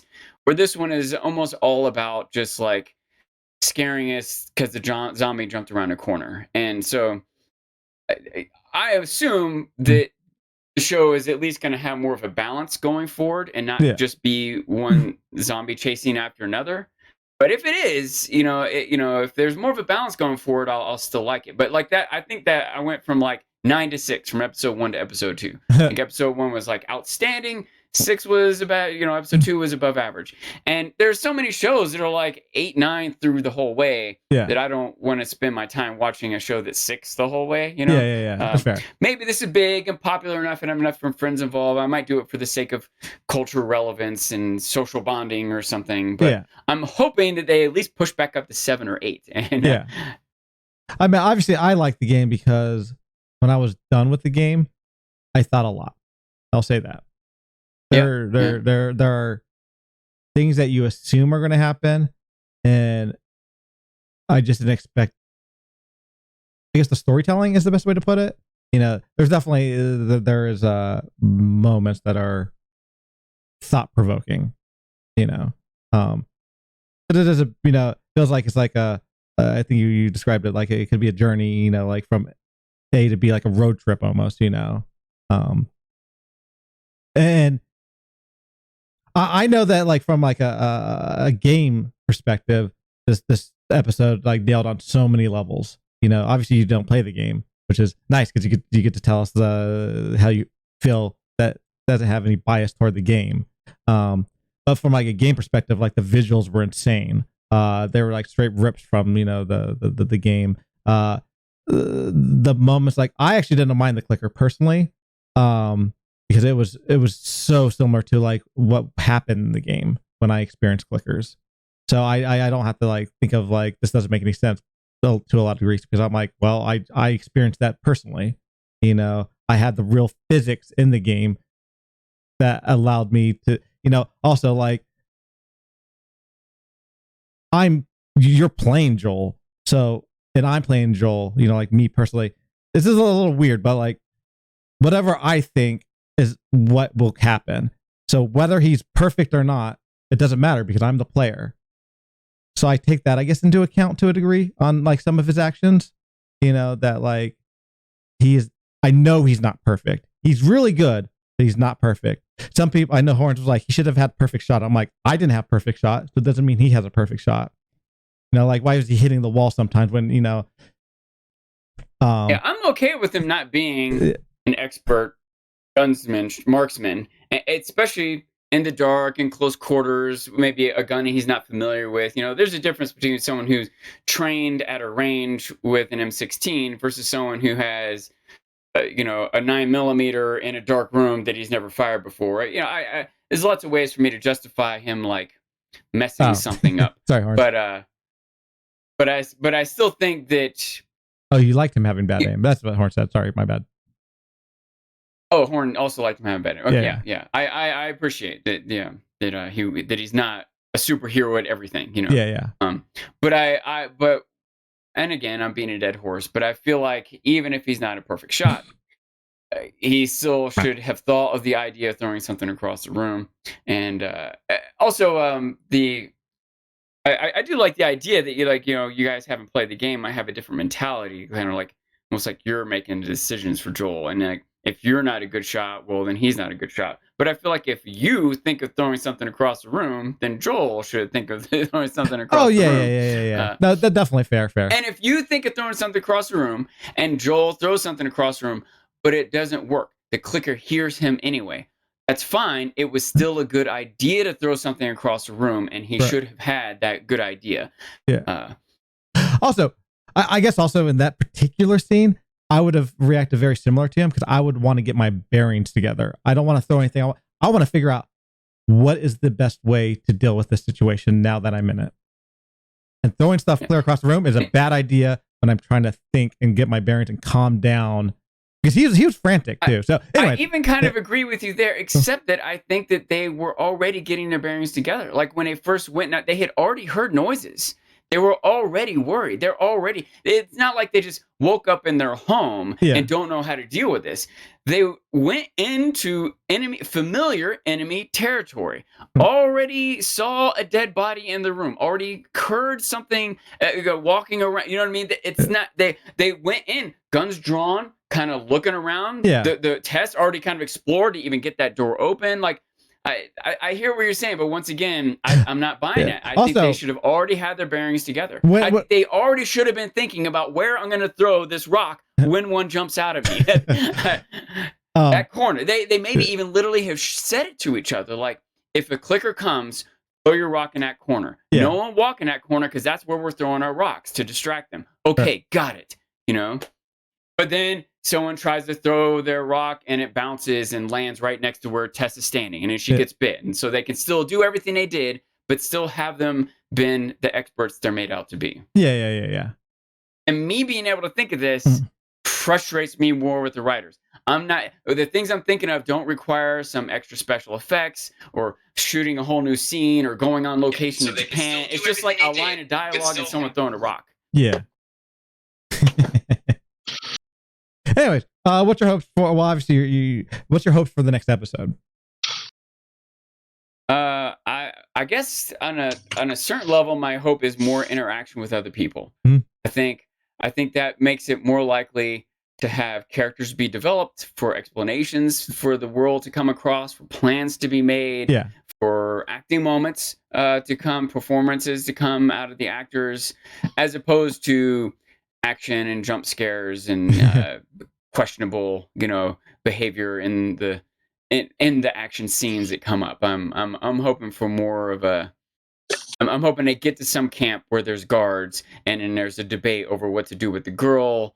Someone wants to take her for themselves. Someone doesn't believe them and they have to convince them. There's a struggle for resources. That I don't care if she is a cure. You can't have our water. I want to see moral dilemmas and human interaction and good performances. Yeah. So far, I'm not. In general, I don't really care about suspense and action, and so far I don't feel like they're particularly handling suspense and action very well. So right. Oh, well, that's actually something we didn't really talk about today. What were your thoughts on the performances? Overall, they were fine, but again, they're in a dark room trying to creep around, so it's not emotionally resonant. I'm like, yeah, I remember the time when my friend got bit by a zombie. I was pretty depressed too. I'm not like relating to what they're going through this episode. Even though there was like scenes like with Ellie, Tess, and Joel discussing about what they're going to do with Ellie, or the scene with and Joel those scenes and were Ellie. more interesting than when they're like hiding behind a desk in a dark room. Right? I think he was referring to those again. I don't want to say performances. the performances were bad. I just don't think they were featured as well or as much in this episode as the last one. But what was there was good. It was fine. Yeah. Okay. Cool. Also, I'm assuming you guys don't watch with subtitles on. Nope. I usually do. That's my default for TV, for media viewing. I do when I rewatch it. I do it with subtitles because I need to get those names properly. Yeah, with the closed caption subtitles on, I thought that during that episode it said that a rock fell, and that's why the clicker looked away when it was right next to Joel. Which should have given a Joel the idea, like, oh yeah, let me throw a rock over there.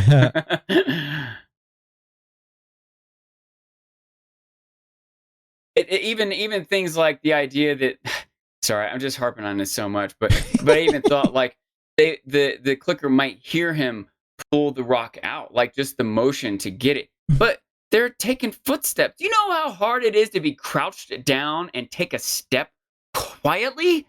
Crouched down taking a step is, I'm going to say most people literally could not even do it. You could not be crouched down and take a step. Even people in decent shape would have a hard time physically taking a crouched down step.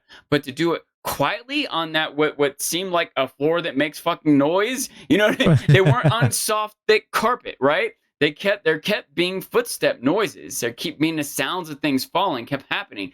So, and they weren't in like, soft slippers either, right? They're wearing like combat boots. I just don't believe that they're even able to step and creep around in that room without making noise, but they were.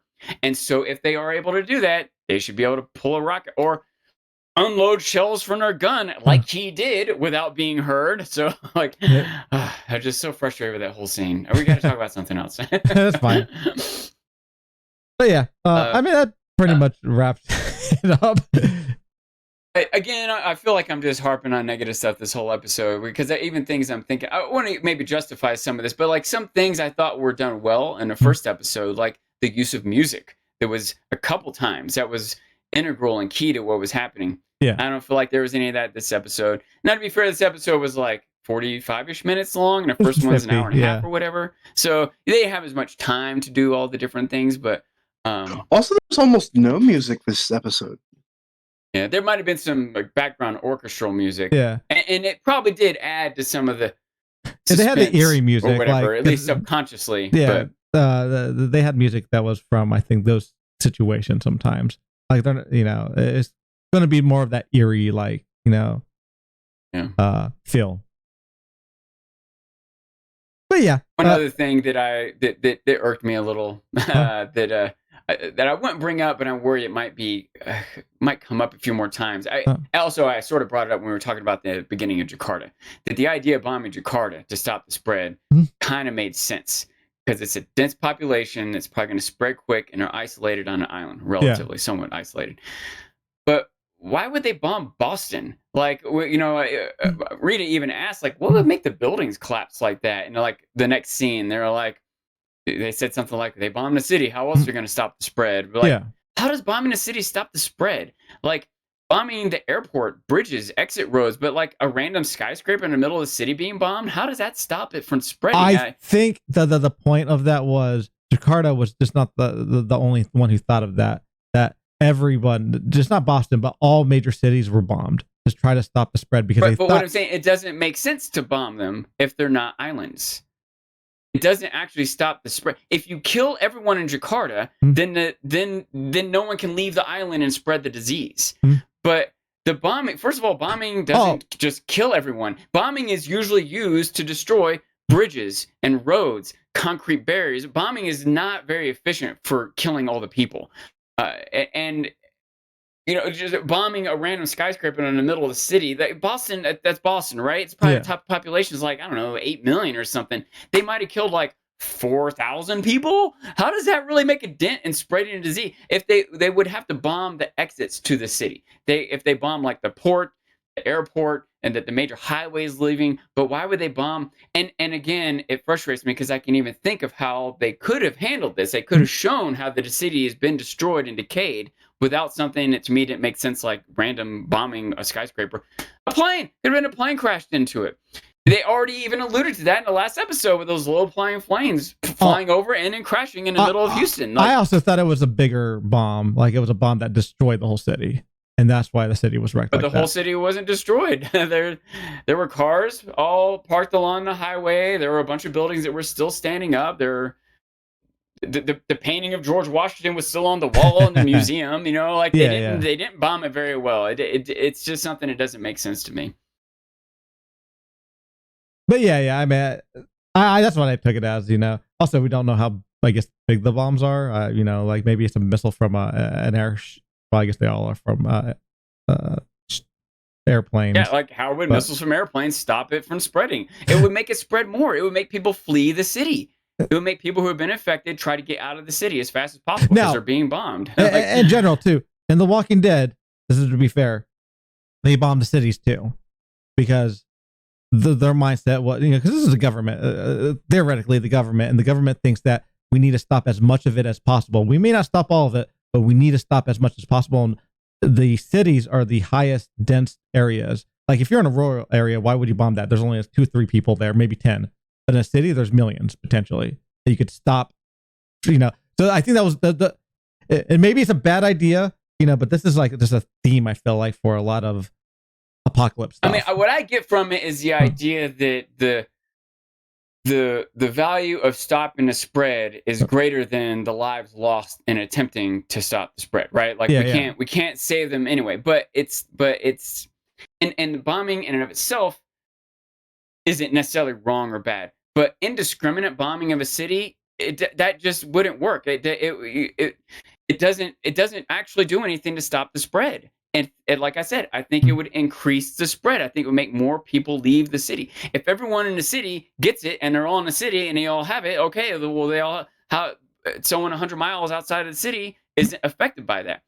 But if you bomb the city and 1 million people in the city run away 100 miles, now all the people in the rural areas have it too. Like you're just killing people who are already infected. You're not stopping them. You need to stop them from leaving the city, not kill them in the city. You need to stop the planes from flying. Does that make sense? And because Jakarta's on an island, you can keep new people from coming in. If you kill everyone there, they can't go out. An island, that makes sense. But Boston, Houston, it doesn't make sense. I also took it to that the president is getting this information. I assume the president has to make these decisions. The president, executive order or whatever. I mean, individual people might start taking it into their own hands. But but like if they're like, LA's been attacked, New York's been attacked, maybe theoretically he's like, just bomb them all. I don't believe anyone in position to make that decision would make that decision. Well, even if they're willing to kill them all, they wouldn't just randomly bomb a skyscraper in the middle of the city. They would bomb. I don't know if that was a skyscraper. To the city. That was that. It was definitely a 40-story building turned down on its side. Yeah. But that was a result of it. the bomb A result was in the of street. a bomb a mile away at the airport? No. I'm talking about in the show. The bomb was in the streets. They passed it. They're like, what was that? They're like, is that the bomb? And they're like, so the bomb was hit in the streets. It just the building was in effect, I guess. What I'm saying is that the airport is nowhere near the inner city, and the airport is the place that you should bomb. Oh no, yeah. No, I'm talking about the show. Like think about the airport in Atlanta. Yeah, it's like takes an hour to drive there. If you bomb the airport in Atlanta, then no infected person can drive from Atlanta to the airport and fly to New York. But if you bomb Atlanta, all the people who don't die in that bomb are going to drive to the airport and fly to New York or fly to Macon or wherever else they think they'll be safe from being bombed. Bombing in the middle of a city doesn't stop the spread. It increases the spread. As we could tell, planes started crashing. You can't go in an airport. You could go in an airport, but they're not going to fly because they lost control. So why would you fly in an airport that can't be flown?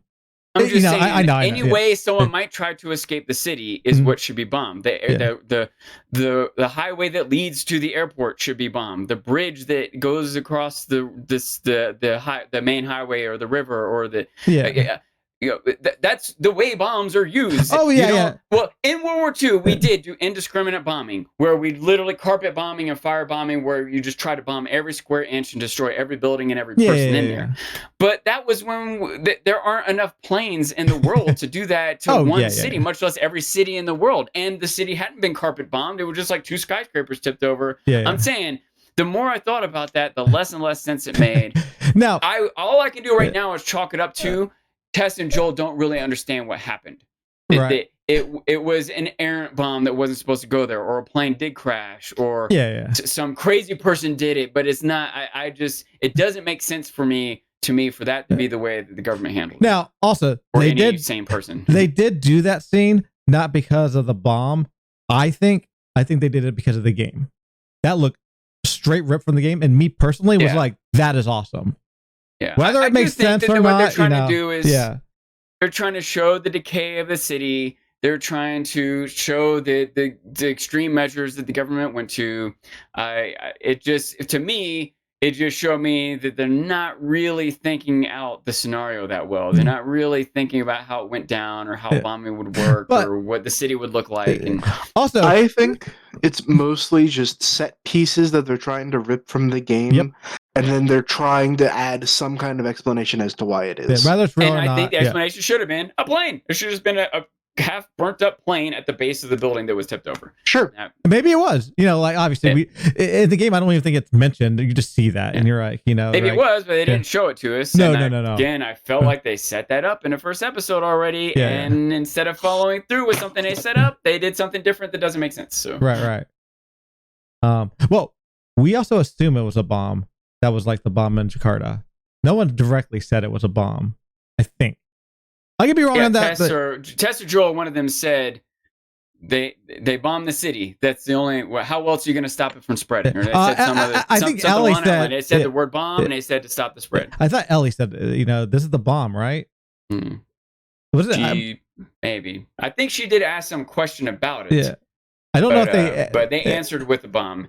But and again, they may not know. Even if they said that, they may not know. Maybe a rumor, maybe something they made up in their own minds. Maybe something they were told that was a lie or inaccurate. Yeah. And I have to assume something like that because other explanations don't make sense. But they could have given a really good explanation if they just had a crashed plane there. It would have made a lot of sense. Oh, even a crashed plane, you want to see the plane? I don't think from that distance, especially that high up. Like, look at if it had crashed at the base of the building. They were looking at it from the ground view. You could see like grass on the ground, building rising up in front of them, sideways building that collapsed down. There could have just been a plane on the ground at the base of that building that was collapsed sideways. Well, it still was like hundreds of feet away, maybe thousands. It was still a ways. Not too far away for them to show us. Show us the thing you already set up instead of saying something that doesn't make sense. That's fair. I wasn't really even questioning it that much. Until they said something. My wife Rita was. She did say, what would make the building fall over? And when she said that, I started to think like, I don't know, maybe just like buildings need maintenance and repair. Maybe over time, some steel beam that would have been replaced wasn't. Maybe some impact. I even thought maybe a plane crash, maybe a flood or an earthquake. Yeah. Like, I could see it. In my mind, I was coming up with all these different reasons why it might be, and they're like, "Oh, they bombed the city." I'm like, what? Why would they bomb the city? It doesn't make sense. I suddenly went from coming up with ways in my mind to explain it to them giving me a reason, and it didn't make any sense. Yeah. I think the only reason that they said to bomb the city was because that one person said to. Because she doesn't know about how to kill a bunch of people really fast. She's just like, what's the only way to do it? I guess bomb the city? She doesn't know. Yeah. Her field is mycology. She knows about funguses. She doesn't know about ethnic cleansing. Yeah. I do think they were trying to follow up with that earlier statement that she had made. And again, I think that statement makes more sense in Jakarta, in an island. But I think it doesn't make sense in Boston. And I don't think that the president or even some rogue general or whatever would make that. I think they would have enough understanding and wherewithal and world experience and education, A, to not think that in the first place, B, to consult someone before they murdered millions of innocent people. Now, and someone they consulted would have said, hey, maybe we should do the exit roads and not the downtown skyscraper. Well, they want to, if they didn't have enough time because they got killed also. I assume the president was being attacked too. I don't know. Maybe the president really also. You have to get some reasons. You have to also consider that the president was alive. If it spread, maybe he didn't. Maybe someone who was very low did this too. But that's what I'm saying. I don't think that anyone with that authority doesn't have a college degree, doesn't understand how planes and bombs and city infrastructure. Like, I don't think there's anyone that would be naive, no matter how low it goes. If you go down the president, the general, a senator, a major, the deputy assistant to the Air Force secretary, like any of them would have enough world experience and basic knowledge to bomb the exits, not downtown. Now, this is more of a vague question about not the show, but just in general. Why do so many shows that are apocalypse do the same thing? You think it's just all bad? Yeah, I think everyone that Walking Dead does it too. I think that the reason they do it is because they're trying to show the desperation the world was in, and they're just not thinking about the reality of how the world would fall apart in this situation, which is part of why I like them skipping ahead 20 years, because they didn't have to work out all those details. They just said, this is the setup, this is the result. Now let's look at how these characters deal with it. Yeah. But the more they try to fill it in, I think the worse job they do. Okay. And so I don't think no one could do a good job, but anyone who does it by bombing Boston downtown is not good. They just haven't thought out the reality of how it would go. Honestly, that's probably where having played the games is in your favor, because they didn't try to explain it in the games. Yeah. It's just a cool action set piece, and not even just an action set piece. It's just a cool way to traverse through a level. Just like, oh, you're climbing up through a building, climbing over to another building to get through this area. Yeah. The imagery was cool. The dilemma, the shortwave versus the longwave dilemma was cool, was good, standard, whatever. Again, I've nitpicked on several of these things that bothered me, but I wouldn't bother to nitpick on them if I didn't think the show was good in the first place. Does that make sense? Like, they're doing a lot of good things. But one example that maybe you can particularly rate to, Eric, is like, usually when you're watching a movie or a TV show, you're not thinking, wow, the lighting is really good. Wow, that was good editing. Yeah. It just is. You just don't notice it because that's what it means to be good. You don't notice it when it's done well. Does that make sense? That is true. And even someone who is an expert at it and is looking out for it, you might start to notice it. But almost every show has good lighting. It's sort of like with the technology and the experience is there to do that well. It's sort of like a baseline expectation for television production or whatever. I don't know. Game of Thrones seems to struggle with that sometimes. I guess maybe some shows are too dark, and even that is maybe I don't know, debatable, an artistic question. Like it was too dark for people to see, but maybe they were more worried about recreating the darkness of the world than they were about people being able to see it. That might have been a mistake, but I still don't think someone accidentally turned it too dark. Like, oh, I don't know what I'm doing. That's my first day. I'm going to make it dark. And everyone was like, yeah, it's dark. We don't care. We've never done this. If someone made it. I don't know. Season 8, episode 3 makes a pretty good argument for that. You bring up like technical things. There was something they did in this episode, and I think they're going to continue doing. So the game is not first person view; it is third person. Where the camera's like pretty close to their back, and they did that a couple of times in this episode. It's something that people may not even notice all the way, but notice. But I do know they did that a couple of times, and they're purposefully doing that to give a feel like you're playing a game sometimes, which I think is interesting. It's also like something that you would do less in TV typically because you want to show the actor's face. But when you're trying to represent the game, it's more, you're like going through. Oh, by the way, real quick, I just wanted to say, Horn, that the fact that when something is too dark, that it's like a big thing adds to my point. There's this expectation. It's done, lighting and editing, sound, those technical aspects of filmmaking are usually done at such a high floor in the first place that when it does get screwed up, it's a big deal and people really take note. Yeah. But I do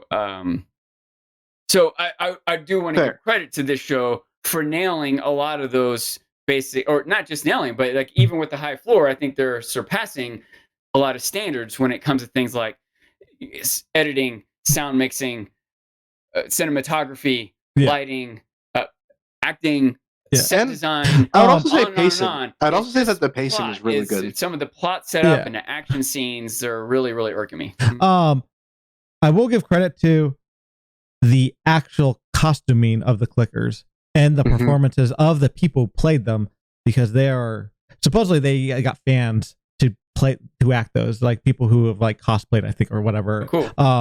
And it was from a game standpoint dead on, like from how it looked to how they moved, and that's just something to give credit to. Whether it's done well or not, that particular thing was done well.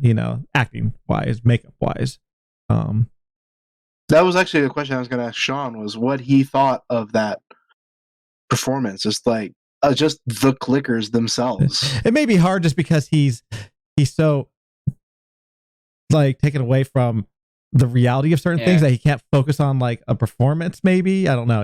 I can see that at least from Sean. I think they did a good job of making them be menacing and I don't know, exotic, weird, scary, creepy. But I have positive things to say. But like Eric pointed out, I was just kind of taken out that whole scene. I was like, can we just go to the next thing? I am worried that they're going to, and obviously this happens in the game. That that was two of them, two clickers, and they took forever to kill, those two. And technically 2 people out of 3 were bit. If they run across this, but with more of them, you would think it would be more devastating. And that they're going to make them, we just kill them like normal. I'm a little worried about that. I don't know if that's going to actually happen. Hopefully, are they going to maintain the right consistency of threat? Yes. And it's hard, but we'll see. Maybe we'll never run across them again in the show. These clickers. But I feel like you would if you put all that effort into it in the first place. Anyways. Yeah, I should say also that maybe the clickers are really rare. And for the sake of my like evolutionary analysis, maybe they're really rare. And so that would make more sense. Yeah. And also if they're really rare, then maybe Joel and Tess also think of them as myths. Maybe they haven't actually encountered one before. They've just heard about them. Maybe even heard about them from people that they trust. Yeah. But they haven't actually encountered one yet. So they weren't as on top of things. I can come up with ways where I still think in the moment they should have thought of like throwing a bullet across, especially when you unloaded the gun. This is from what I got from the show, that they knew about these. They thought they left. They didn't know anything about it, and they didn't kill them because they knew they were still in there. When they were like, okay, now we have to be quiet. I remember last time when we dealt with these, we made noise, and it was a bad idea. Quiet. Also, that's what I got from it. Without disturbing them, but you don't kill them. But yes, I was going to say it's entirely possible that they just never killed a clicker before. I don't think they have. Yeah, that in the past they've just been able to be quiet enough that they pass on and then they move through. But Ellie breathed really loud. She kind of gasped. Yeah. And that set them off, and that's what caused the whole scene. Now, to be fair, Sean's points are valid, like the stepping and the Absolutely. hit. Now, in game, that's not something that you have to deal with. You do have to deal with like glass and all that. So they're dealing with like a tough situation. They're trying to be true to the gamers, but also true to reality. And well, reality is just not realistic compared to that, or let me for that. Games are not realistic to reality, Yeah. But yeah. It's enough to make me complain a bunch and enough to knock the show down a notch, but Yeah. not enough to make me think it's bad or I'm not going to watch it. Yeah.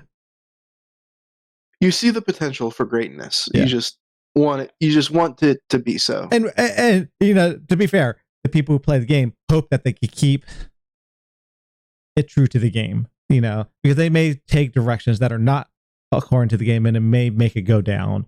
But I feel like if they keep it true, hopefully it'll be good, like really good. And so, I get that. And I think that's important. Like even having not played the game, I understand that a huge part of your audience has played and cares about and wants to see the game properly represented. And the people making it, if I understand right, the main writer for the show is also the main writer for the game. Yeah, so he is definitely one of them. Want yes. their vision to stay true. But I don't think that it would have taken away from the game if you did everything the same, but he threw a bullet across the room to distract them. That's fair. Yeah.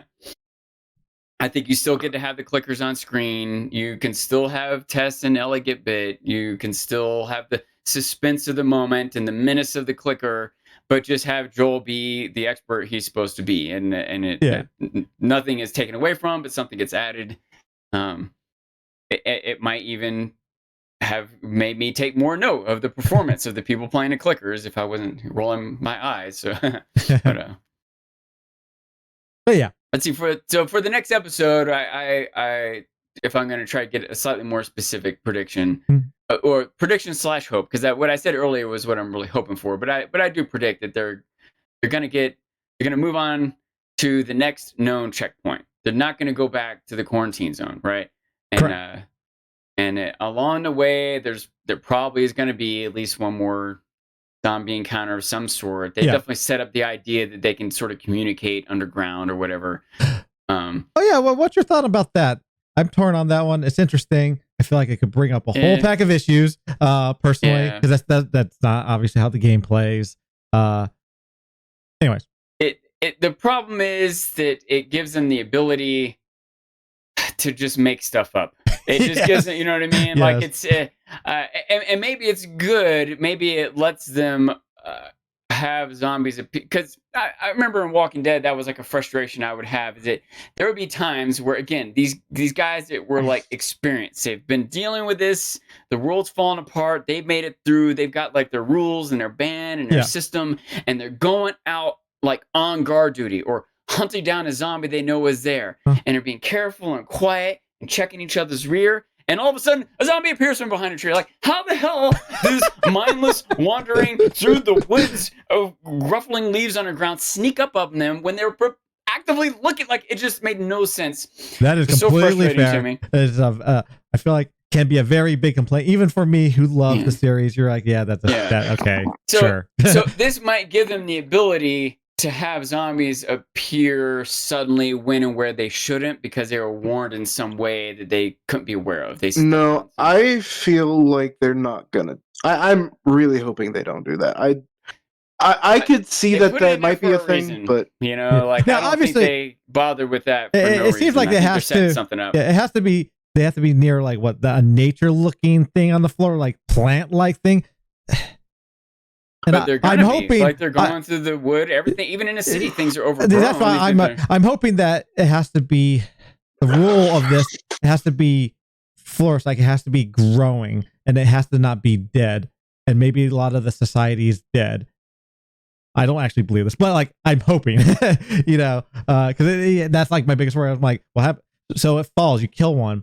Why doesn't it just summon a whole spawn of stuff that's around by? There's ways. I will say that they set it up in a way that it has limitations, right? Like it has the body has to have been there long enough. It has to be connected to another body or group of bodies. But like even all those ones. What if that's the reason why they burn bodies in the quarantine zone? Oh yeah, good call. Yeah, so they can't. this is an important factor. They talked about this in the interview, like the pilot episode, that in order for it to survive, it can't get pretty much burned. It can't like the certain level of temperature would kill it. So like now it could survive in humans because it could survive 94 or 96 Celsius or whatever the heck we are. But if it catches on fire, it can't survive because that's just too high. It's too, and so the explosion. Now, this is why I just chucked it up to how, she dropped it and it exploded, Tess dying. That they needed to die because if not, they would just be freaking chasing after them, That was like the point of it. But that assumes that all those zombies stayed in that room where those flames were, that no one got out the door, up the stairs, or into a room the fire didn't spread. And and maybe some of them will be chasing after them. I can imagine the next episode picks up with a chase scene. I would rather pick up with the chase scene, get the action out of the way, and then move on to some drama and some character dilemmas and moral questions and everything else. So. Yeah.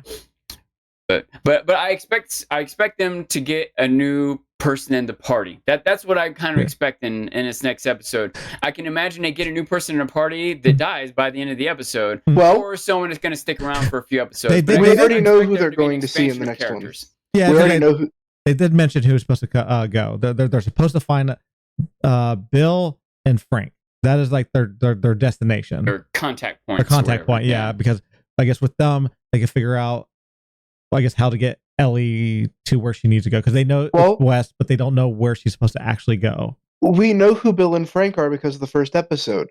They had their code book, and they said, Bill and Frank, they're the ones that let us know if they found more pills or stuff and everything. They have that whole code of bit 60s, we got new stuff. Bit 70s, okay. I missed that. Okay. That was the whole code thing from the first episode. So Bill and Frank is their contact. To get cigarettes. Wait. Bullets or batteries or whatever. That in the radio is supposed to, like each of the like 60, 70, 80s. They said 80s, what's 80s? And she, Ellie was like, that's danger, because she tricked Joel into figuring that out. Yeah. At the end of episode 1, they played an 80s song. Yeah. So that means that there's something wrong going on. I didn't even think about that. Wherever Bill and Frank are, something's gone wrong there. Yeah, good call. Yes. So we've got all this interesting stuff leading into the next episode. So we're going to finally get to meet Bill and Frank, who've been hyped up for 2 episodes now. At least we hope. I mean, I'm assuming they're going to be next episode, but it'd be kind of funny if it takes them forever. It'd be weird, only because of the pacing of the game. Yes. Yeah, I can't imagine having another episode of just like chase scenes and horror running through the woods. No. And the next episode getting to new people. I don't know how much material they need to cover, how many episodes. I guess I know there's 9 episodes. Me and Eric actually talked about this at the end of last stream. I'm sorry. But I was like talking about it, I'm like, this show's still on a good pace that they can cover the entirety of the first game in these 9 episodes and have plenty of time for content. Yeah. Now we could be wrong, but yeah, that makes sense. And obviously, as much as I love playing the game and sneaking around and killing monsters, that wasn't the point of the game. It's like the things that you talk about, like the character development, all that. So, even if it was the point of the game, that's fine when it's a game. Yeah. That's when you're choosing to play that game and you're controlling what the main character does, getting the actiony, suspensey type of stuff out of that's fine. But on a TV show where I can't control the character, exactly, I'm watching this because I do expect there to be drama and moral dilemmas. I'm not watching this because I want to see zombies. Now, a lot of people are watching this because they want to see zombies. Yeah. But my guess is those people won't be upset if there's good character development and good moral dilemmas, So, but if the people who are watching it for character development and moral dilemmas are only getting zombie horror, well, they're going to be turned off pretty quick. So. Exactly. But anyways, I feel like they should be able to satisfy both. And yes, the first episode did really good at one. The second episode did pretty good at the other. I hope there's a better balance. And one way to balance is back and forth each episode. One way to balance is within each episode. This. I think I'll be okay with either. Yes. One Lauren, did you want to talk about anything afterwards, or did we like nail on up pretty much everything? I think we nailed pretty much That's what I was thinking. So I think we could get come to a close. You know, again, next week we'll be talking about episode 3, around 2 p.m. Eastern time is the goal. But yeah, thanks, John, for being here, and also Horn Hero, because obviously it's just fun, just hammering out the details. This is like what I want. I want to talk about like these hard questions or stuff that doesn't make any sense, or the point of view from a non-gamer. So yeah. Again, thank you guys for coming, and that will be it for tonight. Thanks for letting me rant. Yes.